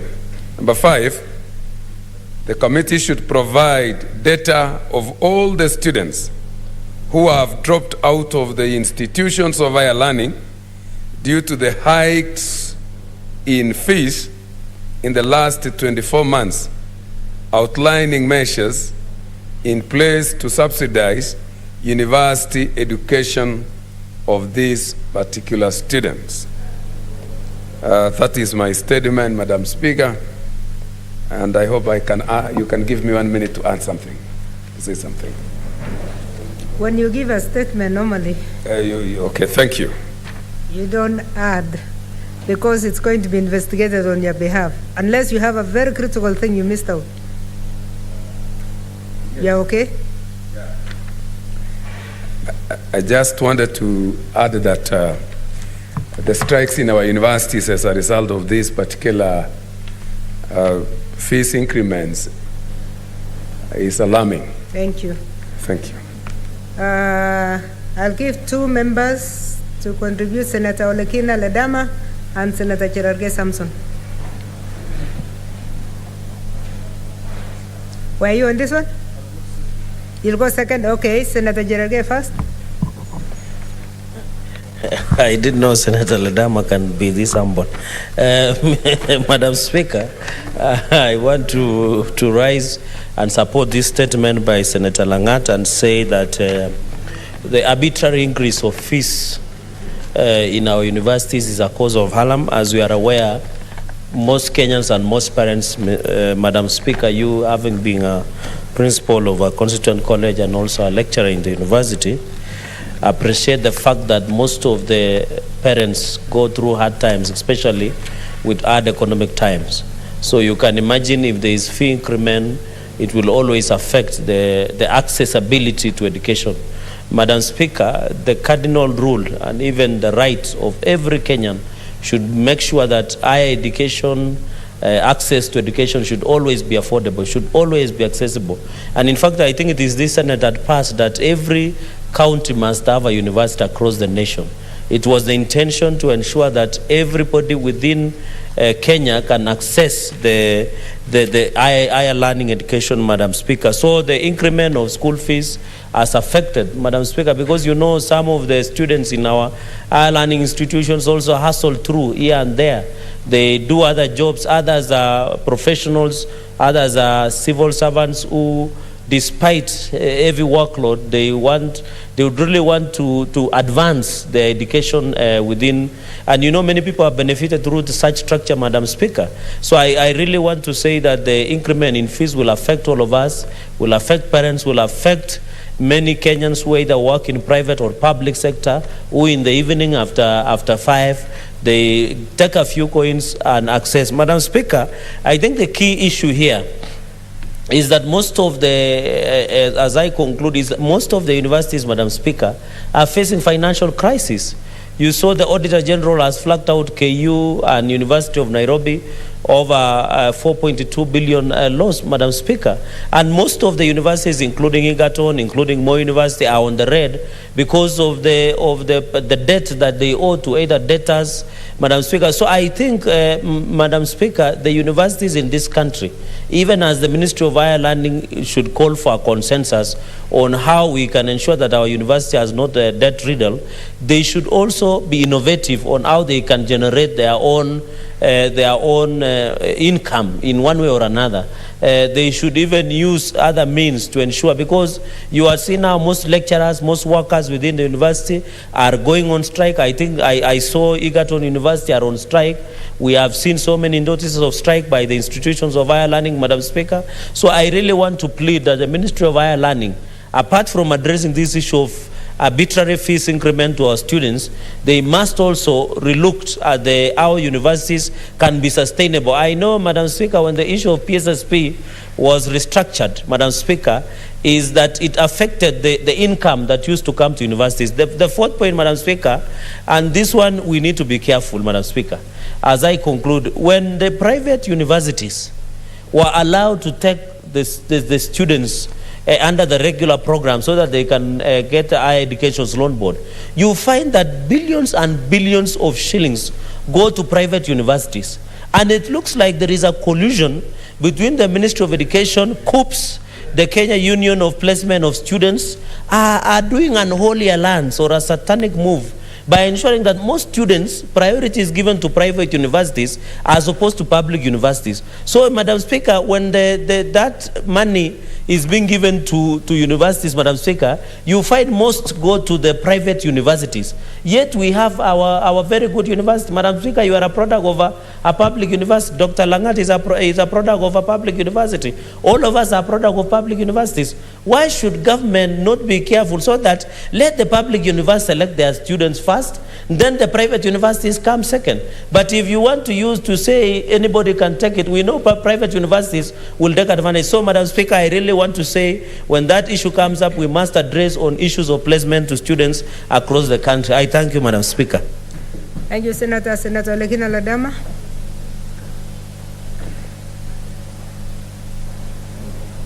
Madam Speaker, thank you. Let me begin by thanking the distinguished senator from Bomet for bringing this statement on these universities. The cost of learning in this country has skyrocketed. And during this era, it beats the purpose of having a public university that receives a lot of state funding, yet the leaders in these universities never think or contemplate a situation where they have to start creating endowments. Madam Speaker, when we were growing up, most people who went to local universities, I didn't get an opportunity to go to a local university, but they used to be given a boom by the government. But now, because of the demand for education by more students going to universities, because of the rising need for financial aid, you'll find that a lot of universities here are not able to sustain themselves. Mr. Speaker, today I was speaking to a leader in one of the universities in Narok, and we were talking about a student who has applied to go to that university. And this is a very needy student. I was quite happy to hear that some universities have some little scholarships that they can be able to give to those needy students, bright students. I think it's about time for us now to look at this. Are we increasing college tuition fees so that we can be able to set up endowments, or are we increasing them because of the bloated administrative cost, Madam Speaker? Madam Speaker, I wish that the Committee on Education would interrogate all public universities to see whether any of those universities, including even the Kenya School of Law, whether they have any endowments. Universities in other developed nations and even other African countries have endowments which they invest in stocks. The profits that they get, they use it to be able to run the institutions and charge little amount in terms of tuition. This is an opportunity for this country. And for the Cabinet Secretary, who is very fast in saying that whenever there's a riot, instead of investigating the reason as to why there are riots in those universities, that the students should bear the cost. Find out what is the problem. Madam Speaker, yesterday we were meeting with the KEMSA board to try and understand why they are taking these drastic moves. And one of the presenters, one of the board members said that when they were doing an HR audit, they found out that storekeepers had a degree in biochemistry. A storekeeper had a degree, he had a master's in education. But they were asking themselves, why is it that these people are doing that job instead of seeking better opportunities? And the answer is not quantum physics, Madam Speaker. The answer is that there are no opportunities. Maybe that student has not even paid off their students' loans that they get from this university. So, Madam Speaker, it will be very important for the Committee of Education, and I know the distinguished senator, the nominated senator from Bomet, who is the chair, can be able to investigate this further because she's a professor. Thank you. Look at, and, excuse me? What's your point of order, Senator Gerarge? Is it in order for Senator Ledamo Lekina to say Senator Langat is the chair? Yet we know is not a Former chair. Yes. I thought that he said former chair. Maybe I didn't. Madam Speaker, you know, it beats me sometimes where we ask point of orders. The distinguished senator from Nandi ought to have listened to my submissions. I said the chair is a nominated senator from Bomet. I was not referring to Senator Langat because then it would beat the purpose as to why he would bring a statement for his own committee. So, to finalize, you know, very interesting. But thank you. Just wind up. Let me wind up, Madam Speaker. But of course, I had to laugh. but finally, your laughter is attracting another point of order. It's all right. Let it attract. From Senator Kachwang. Order, Madam.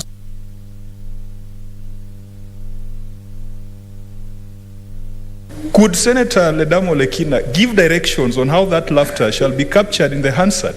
Otherwise, it should be struck off completely. I think he was winding up. I don't know. No. Senator Ledama, can you wind up? Madam please? Speaker, when a point of order is raised, the person who raises the point of order expects to be given a response. Yeah. Madam Speaker, my response is very simple. It will be written there, laughter. You know, and that matter proceed. But finally, to conclude,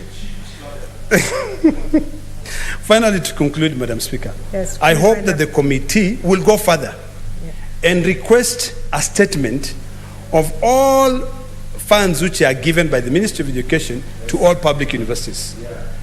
On top of that, Madam Speaker, it will also be important and of interest to this House for us to receive a statement of how much money, public money, has been given to the private universities which has now accepted public students. Madam Speaker, I support. Thank you, Senator. Just to give you information that the University of Eldoret is the first one to start an endowment fund. I've been privileged to be part of the members of the Board of Trustees, courtesy to Chancellor Professor Bayemuka. Lastly, Senator Kasanga Sylvia.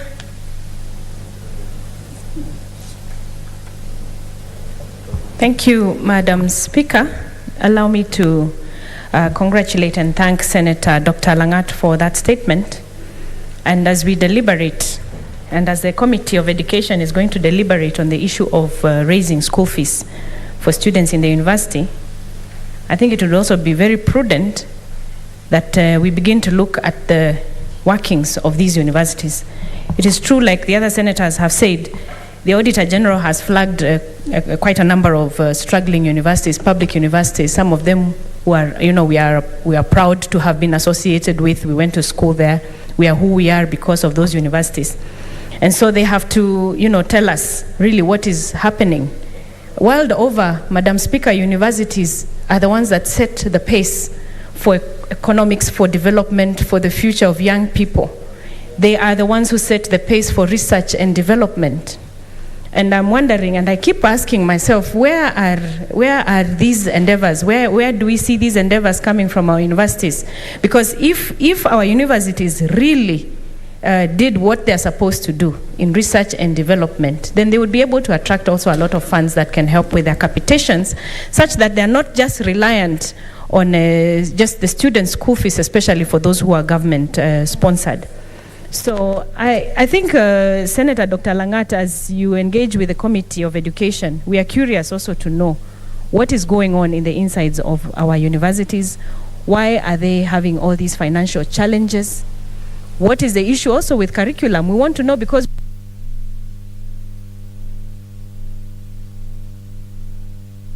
they are accorded the future that they deserve. You see, a lot of young people are now more attracted to the private universities because their programs seem to be having what they need to be able to, you know, to get out into the job market. What is happening to our public universities? We need to interrogate the programs that they have therein, Madam Speaker.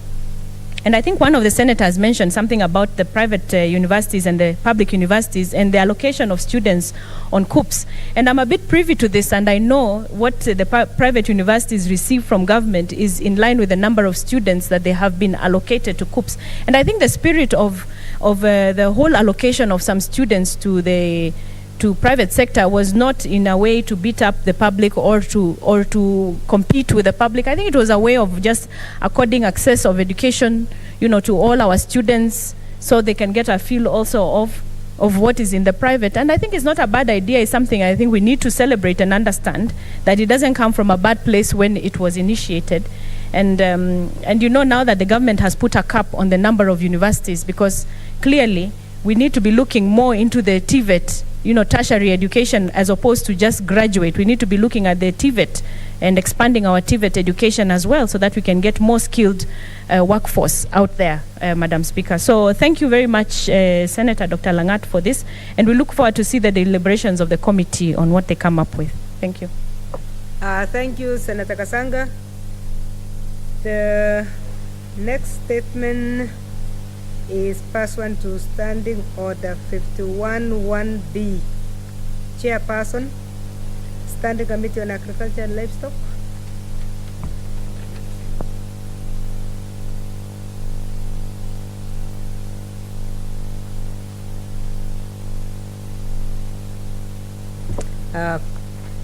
Honorable Senators, I've been informed that that was cleared, so we'll move to the next order. Order number 8, the Maternal, Newborn and Child Health Bill, Senate Bills number 52 of 2021, first reading. A bill for an act of Parliament to provide for a coordinated system for the provision of quality maternal, newborn and child health services, to provide for response to maternal and child morbidity and mortality in the country, to provide for a health care system that facilitates the attainment of health rights for the mother and child and for connected purposes. Next order.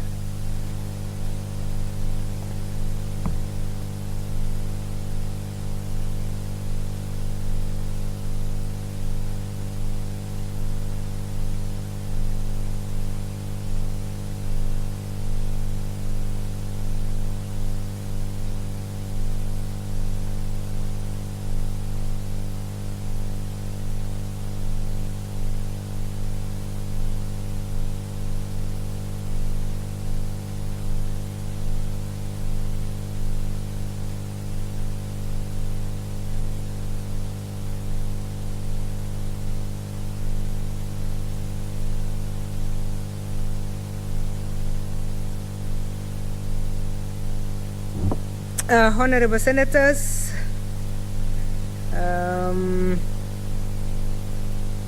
for the convenience of the House, I'll defer Order 9 and 10 and 11, which are on divisions, and then I would also like to rearrange the order of the balance to order number 15. So please read the order.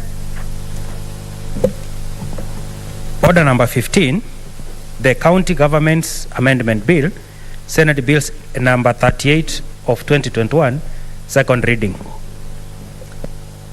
Senator Moses Kajwang.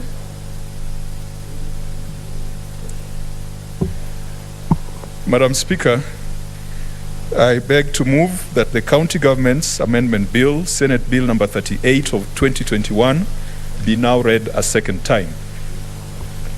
Madam Speaker, this amendment to the County Government's Act is quite familiar to this House.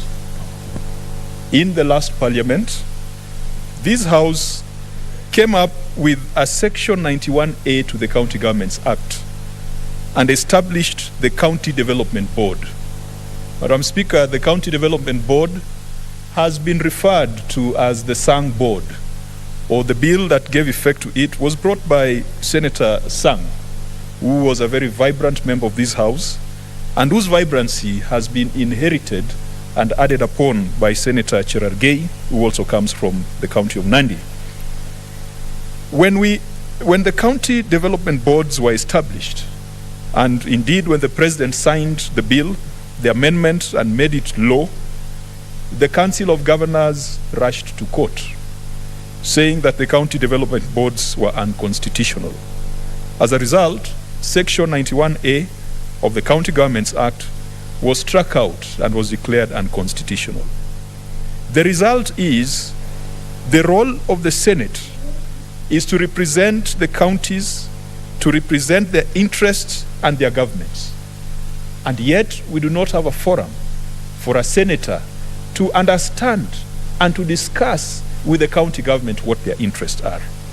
Madam Speaker, this amendment seeks to cure the issues that were raised by the courts on the County Development Board and seeks to put in place a better framework that shall enable elected leaders from a county to sit together, reason together, think together, and plan together.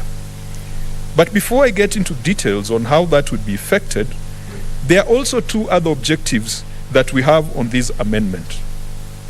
The second objective is to enhance the corporate governance of county assembly service boards. Madam Speaker, this Senate established county assembly service boards to provide direction, overall direction, administrative, human resource to county assemblies, and they were modeled on the Parliamentary Service Commission. Madam Speaker, we have 47 county assembly service boards, and they are chaired by the Speaker, just like the Parliamentary Service Commission is chaired by the Speaker. Each of these county assembly service boards have a vice chair, just like in the Parliamentary Service Commission. But there has been a curious occurrence, Madam Speaker, that whenever a Speaker of a county assembly is kicked out of office for whatever reason, the House very quickly puts an acting Speaker, and that acting Speaker then chairs the County Assembly Service Board. And the first thing that the acting Speaker and acting Chair of County Assembly Service Board does is to sack the employees who are perceived to be loyal to the Speaker who has been impeached or who has been kicked out of office. Madam Speaker, that has happened in Nyandarua very recently. The Speaker was impeached. The next day, the Deputy Speaker, who was not seeing eye to eye with the Speaker, convened a meeting of the County Assembly Service Board. The clerk was fired, and all staff who were deemed to be sympathetic to the impeached Speaker were kicked out. What we are saying is that the County Assembly Service Board should mirror the Parliamentary Service Commission in that where the chair of the County Assembly Service Board is not there for whatever reason, the acting chair shall be the vice chair, not the deputy speaker.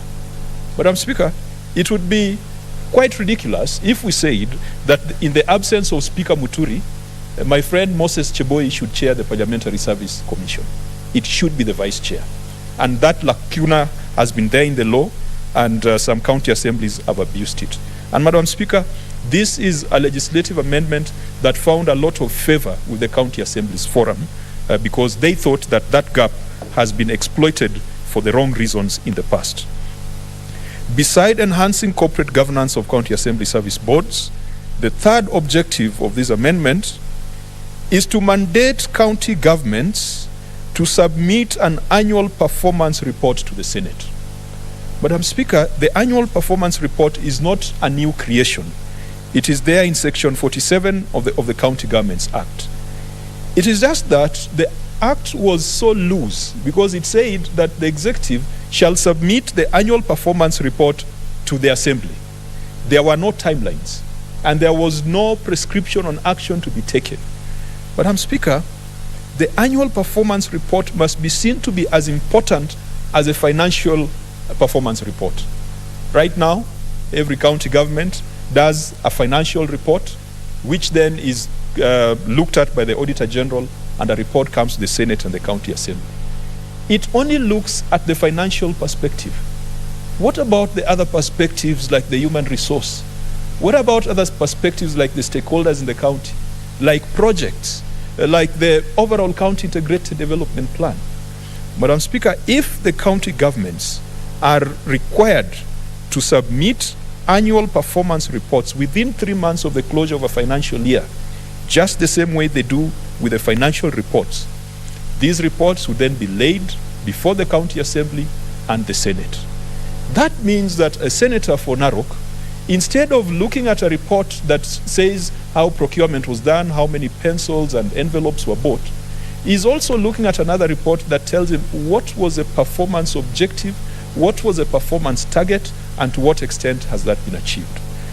I believe, Madam Speaker, that if the Senate does financial oversight hand in hand with performance oversight, we will get better outcomes from our county governments. And the amendment in this case, we have said, within 3 months, the county executive shall submit the annual performance report to the County Assembly and to the Senate for consideration. What I foresee, Madam Speaker, is that when this becomes law, we might want to establish a committee, a standing committee of this House, which then their sole purpose would be to look at the annual performance reports coming out of the counties. The same way we've got the Public Accounts Committee looking at the annual financial reports coming out of the counties. And Madam Speaker, I think that would be a good building block for the proactive oversight that we wish that the Senate would undertake. Allow me, Madam Speaker, to spend more time on what I noted as a first objective, the establishment of the County Leaders Forum. This amendment seeks to introduce Section 91A because the current Section 91A was declared unconstitutional. Now, the Section 91A that was declared unconstitutional was establishing county development boards, and that is what I called the Sang Bill. Madam Speaker, Article 96 on the role of the Senate, the very first role of the Senate is to represent the counties, to represent their interests and the interests of their governments. People think that the Senate's role, just like any legislature, is purely oversight, and oversight is our number 4th role. The first one is representation. The second one is participation in lawmaking. And Madam Speaker, I had an interesting conversation with members of the National Assembly that Article 96(2), the manner in which it is crafted, that we only participate in lawmaking, and that then makes us the lower house. Because if you look at Article 95, the National Assembly enacts legislation. So it looks like we just come in at some point. We do not have originality in lawmaking, but that's for another day. The third role is to determine allocation of revenue, and the fourth role is oversight. We have spent a lot of time to strengthen our oversight tools, but we have not done much to strengthen our tools of representation. Madam Speaker, how does the senator of Uasin Gishu get a brief from the county government of Uasin Gishu? If maize and fertilizer and agriculture is one of the most important things in Uasin Gishu County, how does the senator get a brief that, Madam Senator, when you go to the Senate, these are the issues that we want you to address? There are counties that have developed a fairly good framework of consultation. Unfortunately, most of them arise out of interpersonal relations. It depends on whether the governor and the senator are friends or they're from the same political party or not, even though we know that that friendship rarely lasts for a long time. In many of our counties, we second guess. We say that as a senator, I've got my own networks, so I understand the needs of my people. So sometimes we bring agenda before the Senate, which is inconsistent with the priorities of the county government. And yet, our role, number one, is to represent the counties, represent their interest, and the interest of their governments. Madam Speaker, we are proposing that if every county establishes a county leaders forum. Sang proposed it, and he called it a county development board. But it was struck out as unconstitutional for two main reasons. Number one, he proposed that the board shall be chaired by the senator and the governor shall be the secretary to the board. And Madam Speaker, that was the governors in their imperial nature said that they were being reduced to, in Swahili we say karani, that they were being reduced to clerks, not knowing that the secretary to a committee is a very powerful person, because even if they wanted to engage in mischief, they can doctor the minutes. So they said they cannot be clerks, and yet they're the ones who are flying flags. The second issue that they had with the County Development Board was on the issue of the mandate. They felt that the County Development Board was straying into their exclusive domain, which was approval of county integrated development plans. And so it was their view that such a forum should not be focused on development, it should be focused on consultation and information sharing. Madam Speaker, I know some of these matters are still being canvassed in court, but why should we wait forever for the learned fellas to tell us what to do, and yet this is a house that is supposed to enact legislation? When Governor Wambora was elected the chair of Council of Governors, Madam Speaker, we had a meeting here, and he came with all the committee chairs from the Council of Governors, including Governor Anyang' Nyong'o. Madam Speaker, if the House recalls, the first senator who attempted to chair a county development board meeting was then Senator Anyang' Nyong'o. And he went to Kisumu, he had called a meeting, and Madam Speaker, he was met with violence. He was met with violence, both verbal and physical. He was told, go back to Nairobi. We elected you to sit in Nairobi. You cannot come to chair a development meeting here. And so, Madam Speaker, when Senator, now Governor Nyong'o, then Senator Nyong'o, was before us, we asked him, how best can we restructure the law to ensure that there is a framework for consultation at the county level? And Madam Speaker, the governors were unanimous that if we can strike out what they felt were the offensive provisions of that legislation, they would have no problem convening a stakeholders forum at the county level.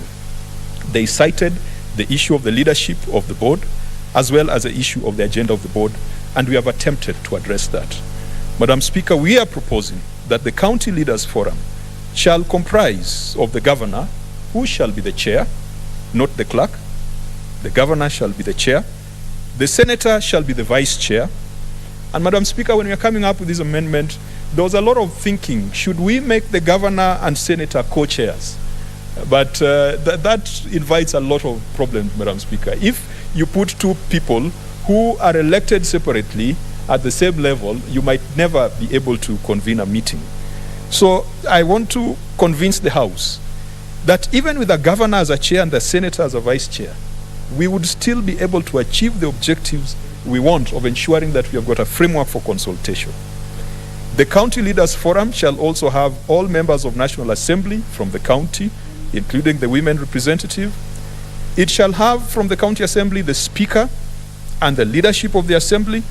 And Madam Speaker, in our feedback, in our public participation, the County Assembly's Forum indicated that we should not include the chair of the committees responsible for finance and budget in the county assemblies, because each county assembly has got a different configuration. And I think that makes sense, and that is an amendment that we can allow. It will have the chair of the County Public Service Board. It will have the county commissioner and the county secretary as the secretary. The reason why we have this cocktail of membership, Madam Speaker, is that the county is a theater for all development, be it national government, CDF, be it county revenue fund, be it the consolidated fund. Madam Speaker, today, the county revenue fund holds about 15% of national revenues. The national government constituency development fund and the national government affirmative action fund collectively probably holds 3 to 4%, whereas the consolidated fund remains with the 80%. We had the president recently give a direction that hospitals, I think there could have been level 4 hospitals, be established across the country. And yet, this is a purely county function. So how then does the county commissioner of Homa Bay go around, start identifying where to build a level 4, level 3 hospital without involving the governor? Madam Speaker, we are saying that the agenda of this County Leaders Forum shall be to ensure that we get rid of those overlaps. Agenda number 1 is to determine issues of engagement between national and county governments and propose a common legislative and development agenda. I've given the example of the health facilities. Any governor who allows someone from Nairobi Afya House to come and build a hospital in their county without concurrence, without consultation, without an intergovernmental agreement, that will be a weakling of a governor, because the lines and responsibilities are clearly drawn. If the president wants these hospitals to be built, even if it's a post-COVID reaction or response plan, Madam Speaker, the president must follow the law, Article 187, and ensure that there's an intergovernmental agreement, or should come to the Senate and ensure that there's a conditional grant to the counties to undertake that. Madam Speaker, at the county, the member of National Assembly is issuing bursaries. The woman representative is issuing bursaries. The governor is issuing bursaries, and the national government is also issuing bursaries. What happens in many cases is that you find the same person benefiting from all these funds, because we have got people who have become experts at gaming the system. They know how to make applications. They know how to go online. We need to make sure that if we are doing bursaries in the county, we synergize. That way, we will be able to reach a much larger population. If we are building markets, the National Government Affirmative Action Fund, I see in my county of Homa Bay, building markets. And yet, that is ideally an exclusive mandate of the county government. Why should the woman representative come and build a market on my doorstep when the county government is planning another market behind my house? So we have those kind of duplications that can be sorted out through this. School infrastructure. Many county governors are now putting money in primary and secondary school infrastructure. And if you ask them, they are complaining. They are saying they are not seeing where the money for CDF goes. This has been a case in Kajiado County. I've dealt with it in the Public Accounts Committee. This has been a case in Kakamega County. This has been a case all over. I don't know whether it happens in Narok. But the governors, they claim that they do not see what the members of National Assembly are doing with the funds that have been given to them. What if the leaders of the county would say that, okay, in this financial year, we've got 8 constituencies, each getting 110 million, that's 880 million. These can only do 50% of our schools. Governor, please bring in an additional 200 million. And then you do things that make sense rather than things that only enhance our political positions. Roads, Madam Speaker. We know Kera does roads in our counties. And it is the Kera roads that the county governments sometimes claim to have done. Madam Speaker, this is the sole reason why the governors went to court when the Senate said they wanted accountability on the road maintenance levy fund, because they are doing a lot of monkey games there. Can we sit down and map our roads and say, Governor, you'll handle these roads, Kera, member of National Assembly, you'll handle this road, and national government, through the county commissioner, you'll handle the other roads. The other agenda will be to consider and advise on issues of concern that may require cooperation, consultation, and coordination between the 2 levels of government. Madam Speaker, I've always reflected on some of the battles that we put up in this House. We spent a lot of energy. We spent a lot of energy on the revenue formula, Madam Speaker. And we could find senators fighting for their counties. And yet the governors were sitting clueless and just watching us. Many a times, we come here to fight for additional revenue for county governments. And the governors sit back and wait to see whether we're going to be successful. Today, governors are demanding 700 billion. Now, they expect the Senate will join the bandwagon and say, let's give governor 700 billion.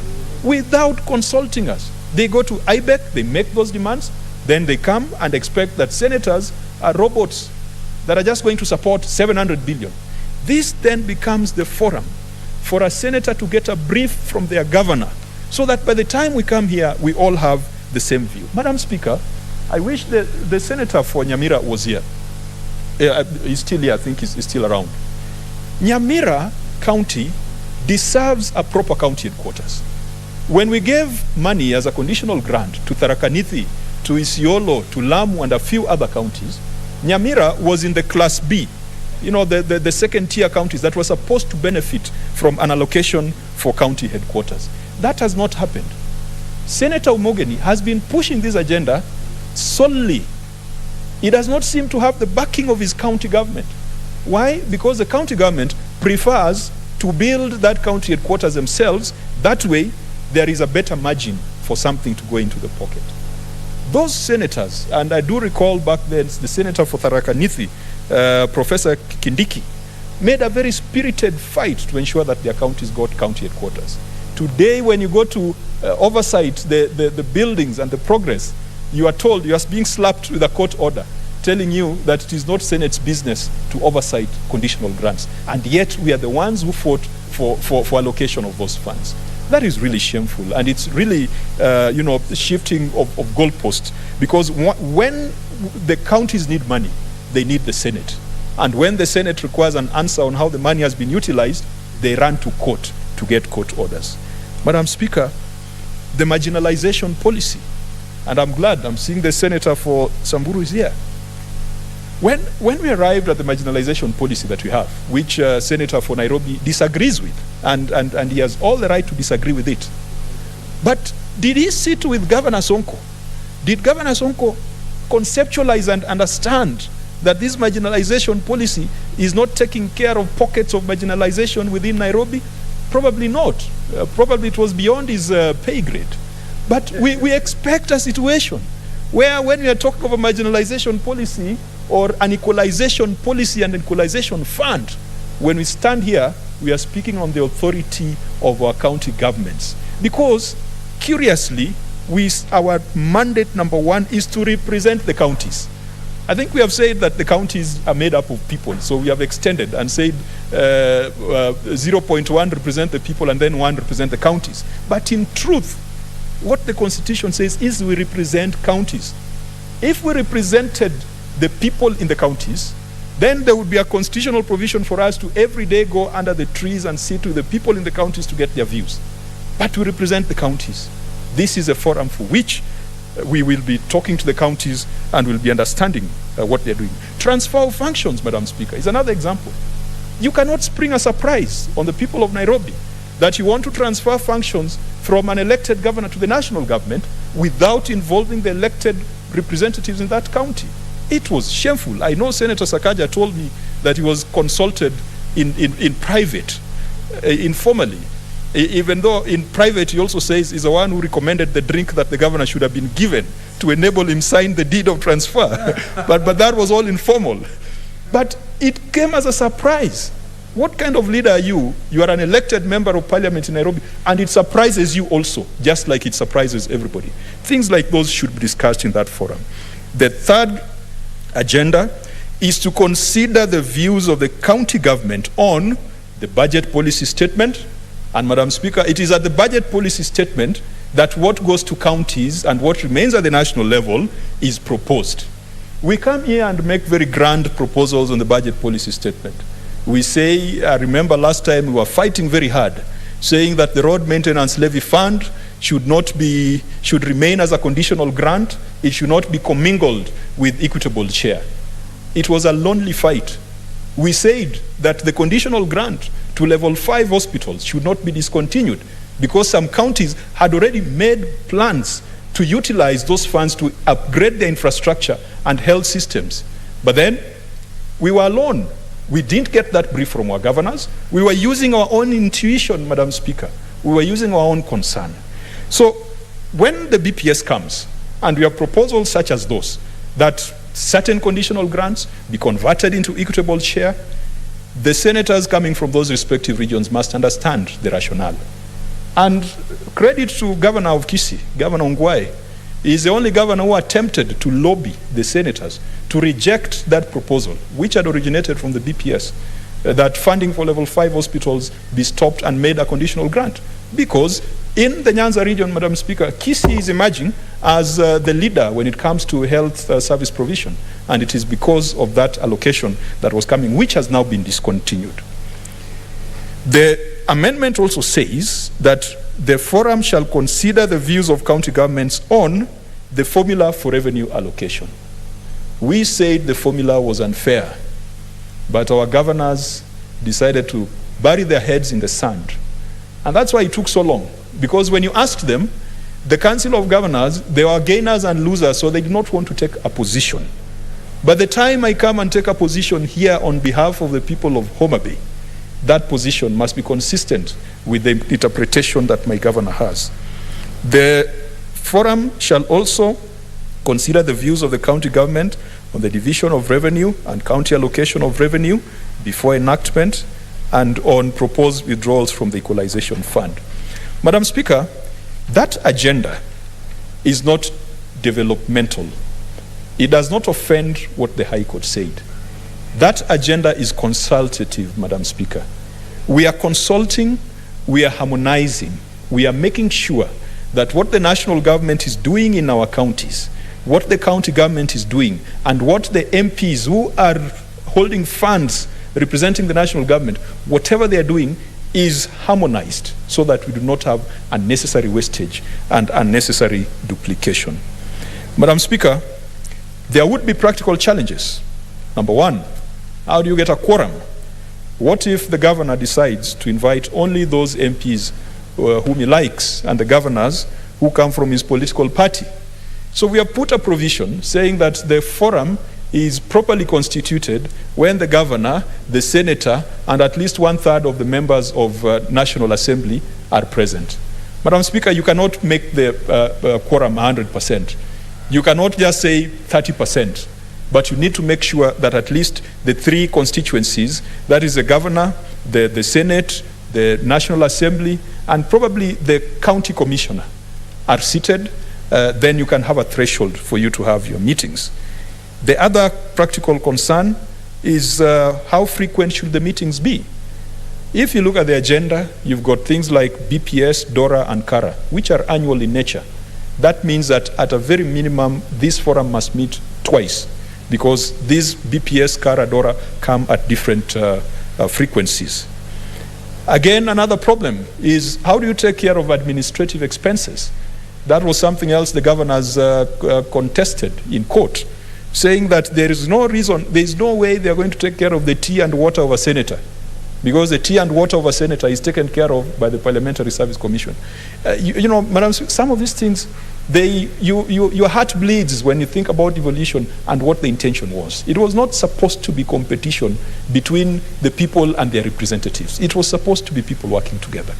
And so the court had agreed with them in the case of the Sang Bill of the County Development Board that it was wrong for the senator to come to do a meeting in the county and then that meeting is underwritten, the expense of that meeting is underwritten by the county government. Madam Speaker, you can have a meeting without tea. I mean, we senators, we can carry our own tea and our own other liquids in flasks in our pocket. We can come with it. We don't need the county government to make this a big deal that they are now financing the activities of Parliament. The other concern is, what if the governor decides he's not doing it? And Kenya has this utadu, mentality. And Madam Speaker, even though we have not put it in, this is a matter that came up during the public participation, that we need to put a penalty. There are certain cases where, in drafting the law, we have made certain offenses impeachable.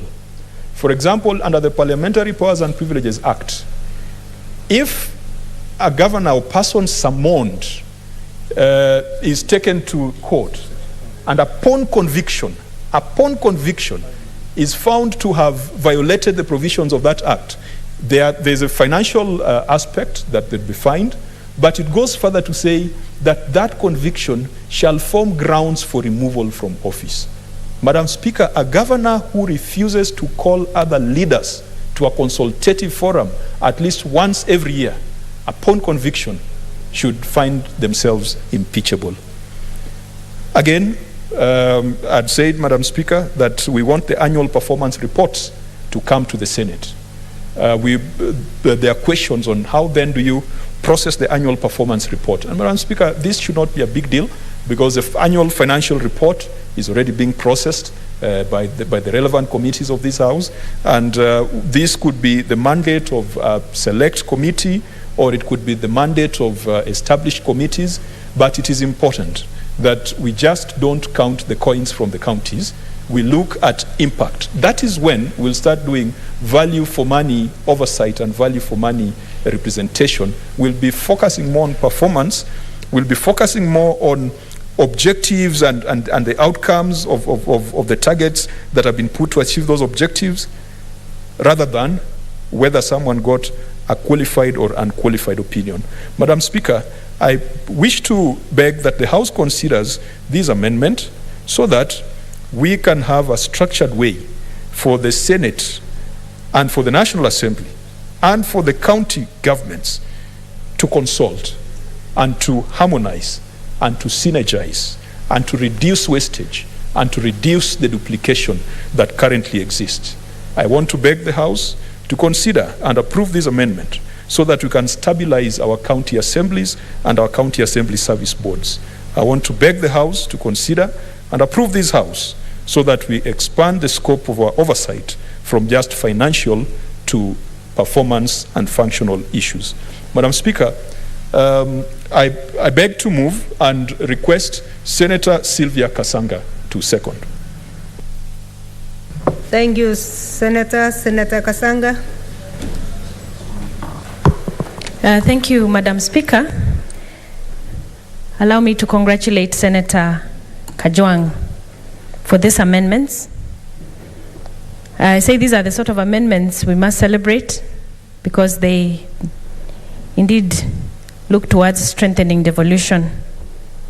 And that is the spirit of our Constitution and is the spirit of this House, that we can streamline and get devolution to be as effective as possible to serve Kenyans as a whole.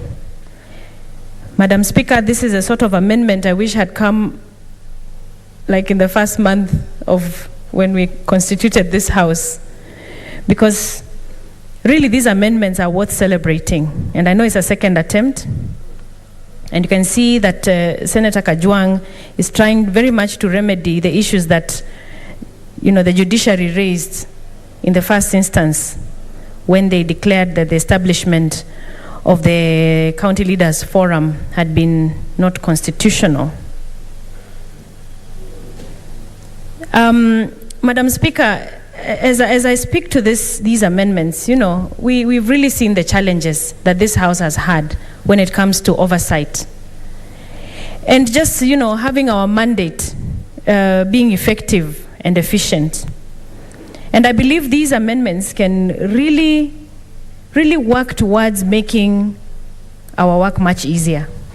In fact, when I think about it, and I've seen in some of the counties, when leaders, regardless of, their walks of life or which political party they come from, when they get together to discuss development agendas, then good things really do happen. It's unfortunate that, we have to legislate everything and sort of, put people to task that you must sit as leaders and discuss and synergize so that we all work towards one goal, which is development for our people and addressing our people's challenges. It's a bit sad, Madam Speaker, but it is what it is. Let us force these synergies to happen. As Senator Kajwang has said, there's a lot of money that is going to our counties from the national government, from the county government, from our members of National Assembly, our women reps, and many other sources of funds that are going down to the county. But each of them working in their own, individual way, in their own, space. So how about coming together so that we can redirect all these things? How about coming together of leaders where even a county budgetary plan, can have the input of some of the other leaders as well, because they're also representatives of people who understand what the people need. And I can imagine what it would be like when we have such a synergy. What's still, Madam Speaker, is that a lot of the senators here really, are always catching up with what the governors are busy doing. So having a forum where you have your senators also being abreast with, the development agenda of the governor and the other members of parliament is also a very good thing, is a good synergy.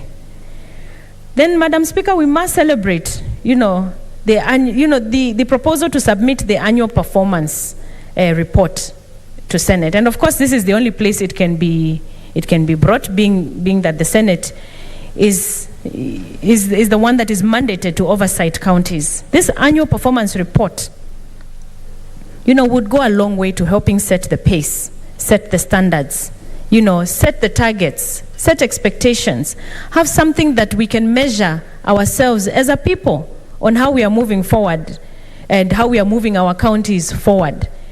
I think this is a very brilliant idea, and honestly, we would love to see this come into place. And like Senator Kajwang said, then, there would be a standing committee whose work is now to look at these reports, and give their recommendations on the reports. And then we can, really push the county governments to really perform when we look at the reports against each other, and when we have matrices that can help us now to really set the standard and measure the output of these reports. So these are really good ideas. And of course, the looking at the county assemblies, development and service boards, that's also another thing. We need to streamline and strengthen the working of our county governments. After all, they're the ones on the ground. They're the ones who are monitoring what the governor is doing on the ground. And this is also very critical that we strengthen our county assemblies and we stabilize them as much as possible. I really want to commend this amendment, and I pray that if it were possible that we can see it go through before we go to the next election, such that the next Senate that comes here has this sort of forum to engage at the county. I think that would be a wonderful thing for oversighting and for strengthening the devolution that we are always strengthening. And then, of course, hope and expect that should there be any reason why this should be challenged in a court of law, that for once, the courts can see that they are really crippling the work of Senate. And in fact, this has been a conversation we are having today, and in our Committee of Transport, where we have been stopped from looking into some of the levy funds that are given to the governors. And it's really unfortunate that there can be money that, belongs to Kenyans, and yet nobody can oversight that money. That is really a big overlap and an oversight on the part of the judiciary. And we hope that this can be looked into significantly so that we can change how we are functioning, we can strengthen, our synergies and work towards one common goal, which is a strong devolution and an effective devolution, and a devolution that really serves and uplifts the lives of Kenyans. So, Mr. Speaker, once again, I want to congratulate and thank Senator Kajwang for thinking through this and really calling him a champion of devolution. Of course, he is the chair of the committee, and for that we want to celebrate him for bringing these and seeing that these gaps need to be sealed before we go into another election, if possible, so that we can strengthen the next house that comes.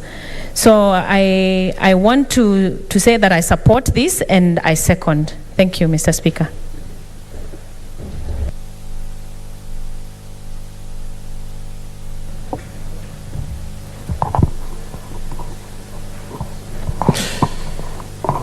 Honorable Senators, I propose the question, which is that the County Government Amendment Bill, Senate Bills number 38 of 2021, be now read a second time. Senator Ledama.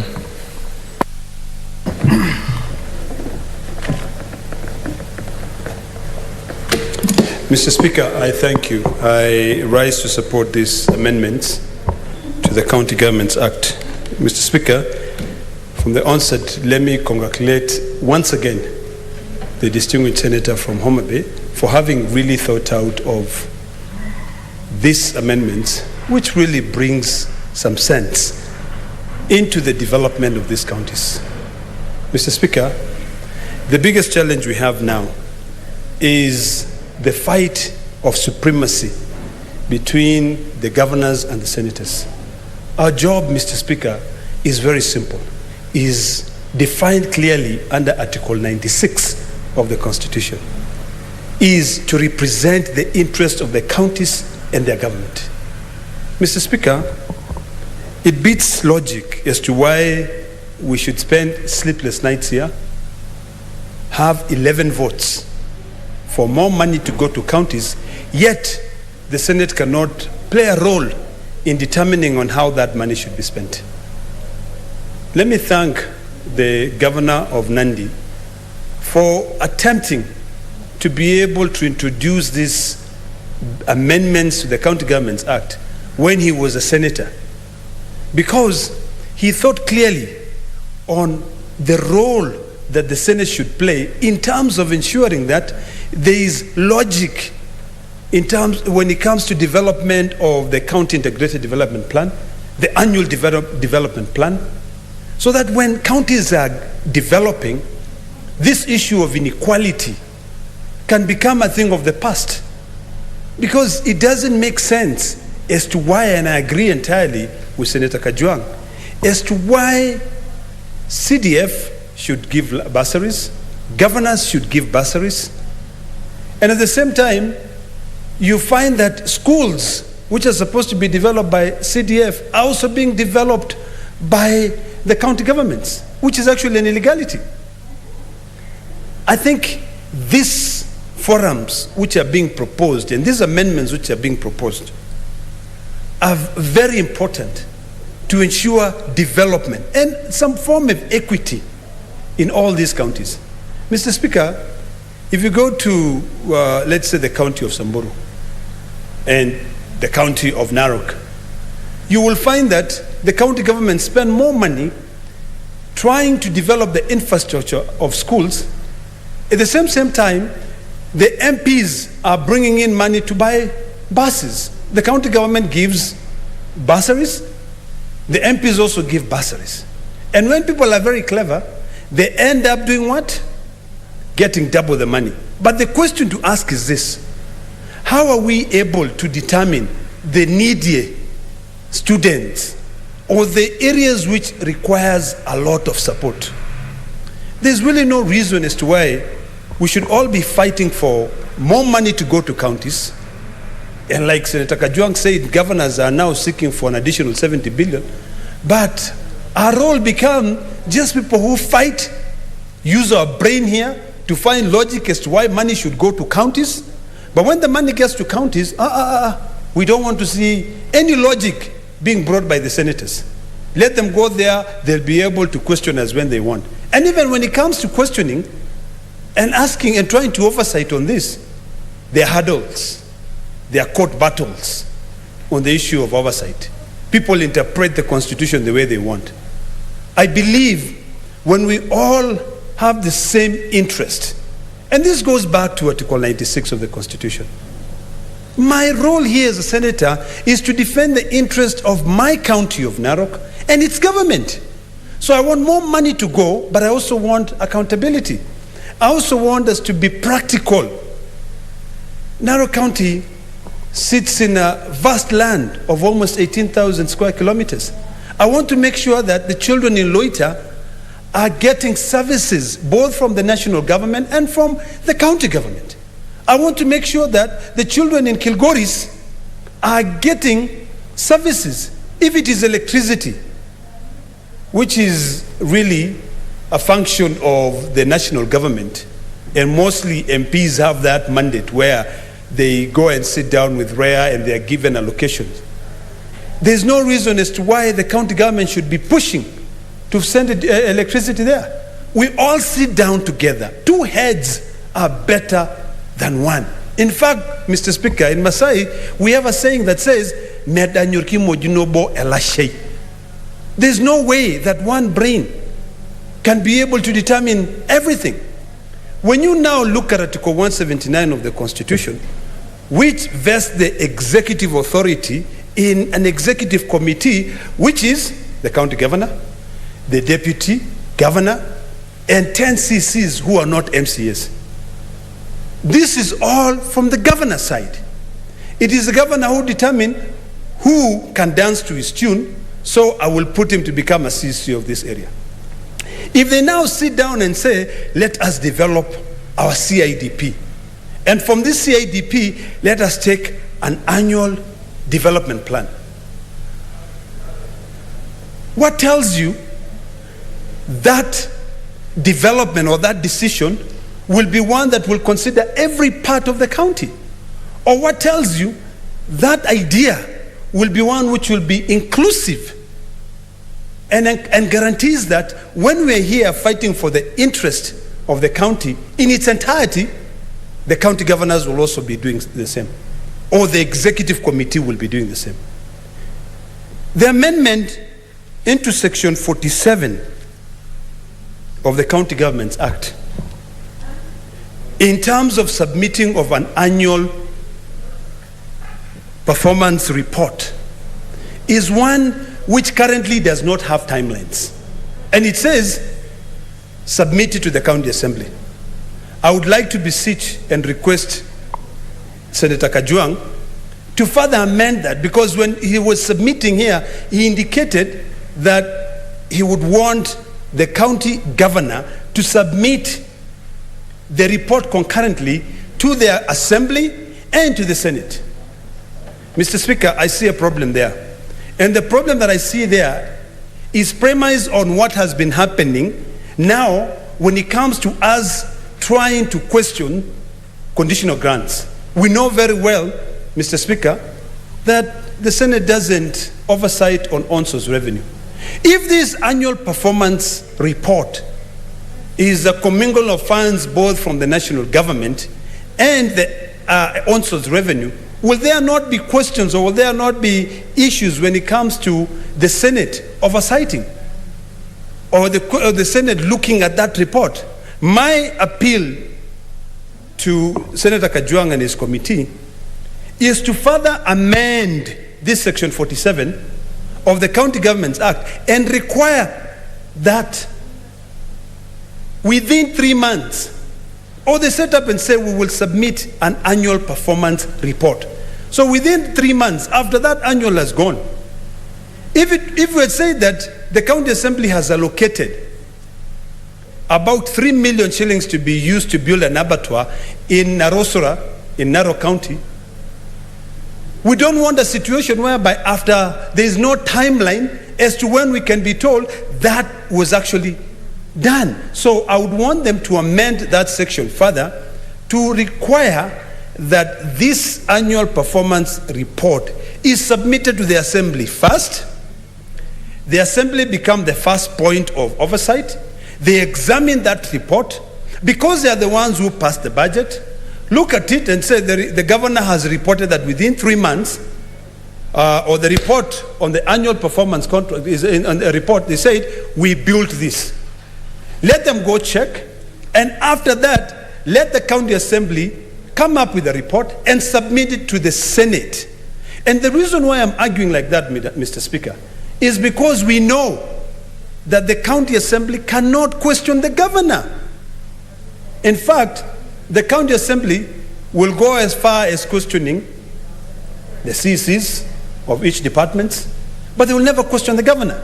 So if we want accountability and we want to be able to see that the laws that we pass here in this house, the laws that we propose to be able to bring proper accountability of resources in this country make sense, let it go through that step of the assembly. From the assembly, let us have a report so that we in this house, can now question the governor on this annual performance report. Mr. Speaker, I'm also quite intrigued by the proposal to have this county development board, or what is it called, county leaders forum, to change from what Senator, now Governor of Nandi, had in mind to make it a county's leaders forum, because you're bringing leaders together. These leaders are elected together. A governor is elected by the same people who elect a senator and a women representative. You are bringing members of the National Assembly all together. Let's sit down. And I love the fact that the governor, who is the boss of the county government, is given the mantle to become the chair. But because the senator is the one who pushes money to the counties, let him become the vice chair. There is absolutely no reason as to why this annual development plan will end up just becoming paper or other things which are drafted on paper. A lot of these CIDPs, county integrated development plans, end up either not being fulfilled, annual development plan not being met because of various issues. If now we excise out a section of the CIDP and make it an annual development plan, and we say in Narok County we are going to build 3 abattoirs, we are going to build 5 markets, we are going to build feeder roads. When I'm here as a senator, my role will be to ensure that during the division of revenue, I fight for more money to go to the county, and now I'll have more reason to be able to even support the governors to get the 70 more billion that they want, because I know that in that leadership forum where we sat, we agreed that X amount of roads will be built this time, and it will consume X amount of money. Mr. Speaker, earlier on we were commenting on a report by the Committee on Agriculture. And if you look at the amount of money which is now being budgeted for the agriculture, which I believe really that agriculture is what should propel this country into a true middle income country. The only amount of money they're getting now is only 3.7% of the budget. This is a devolved function. So if this money is sent to the county governments, the county government ought to increase more money to promote agriculture, not 3.4%. What will 3.4% help? Will 3.4% take care of administrative cost, imaginary benchmarking trips, or will it be able to really invest into the farmers and support them to be able to develop? So, Mr. Speaker, I fully support these amendments, and I do hope that governors will see these as another added advantage of us working together. We work together. We should not be seeing each other as enemies. We should be working towards developing the interest of our people. Mr. Speaker, one of my pet peeves over the last 5 years has been going through the Auditor General report.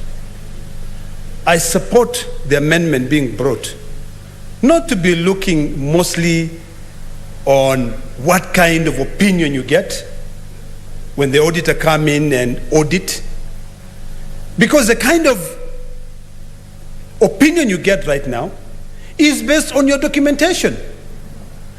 I support the idea that now the Auditor General will be auditing those functions or the performance of that county and give recommendations on how they can improve on those functions that they're supposed to do on their annual development plan. And it will make sense, because right now any clever governor out there can be able to go sit down with the auditors, put together all the paperwork, but our people, the people who some of us are paid by their salaries. In fact, all public servants are paid by their taxes. You know, have those people received the services which they elected you there to be able to go and fight for them to be able to receive? Mr. Speaker, I really do hope, and I would like to beseech all the senators to make time away from their busy campaign schedule now, to make time to come here and make laws that will help us improve the standard of living of our people. The only way we can be able to improve the standard of living of our people is by us coming together, leaders sitting together in this forum, sharing ideas and being accountable for our people. The culture of corruption in this country is fueled by such resilient, what do you call it? Such, what is the word to use?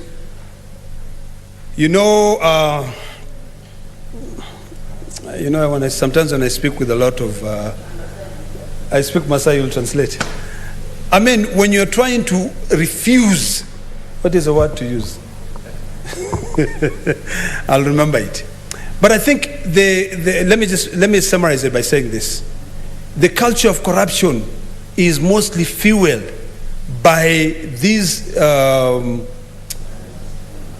culture of seeing everything as if people are mending into your own affairs or coming in.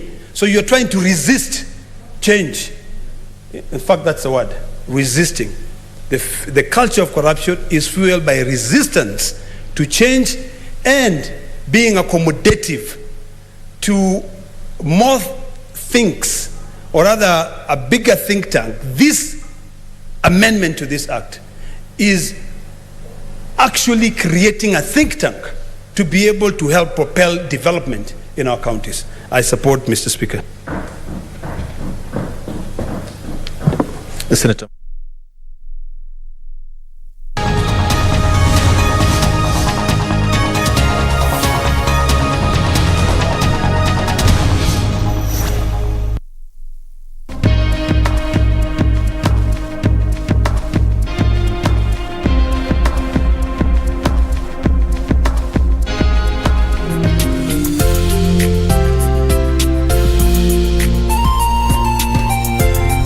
KDIC, protecting your deposits. Ili kupata skiza tune hii ya Warumi 8, bonyeza *811*963#.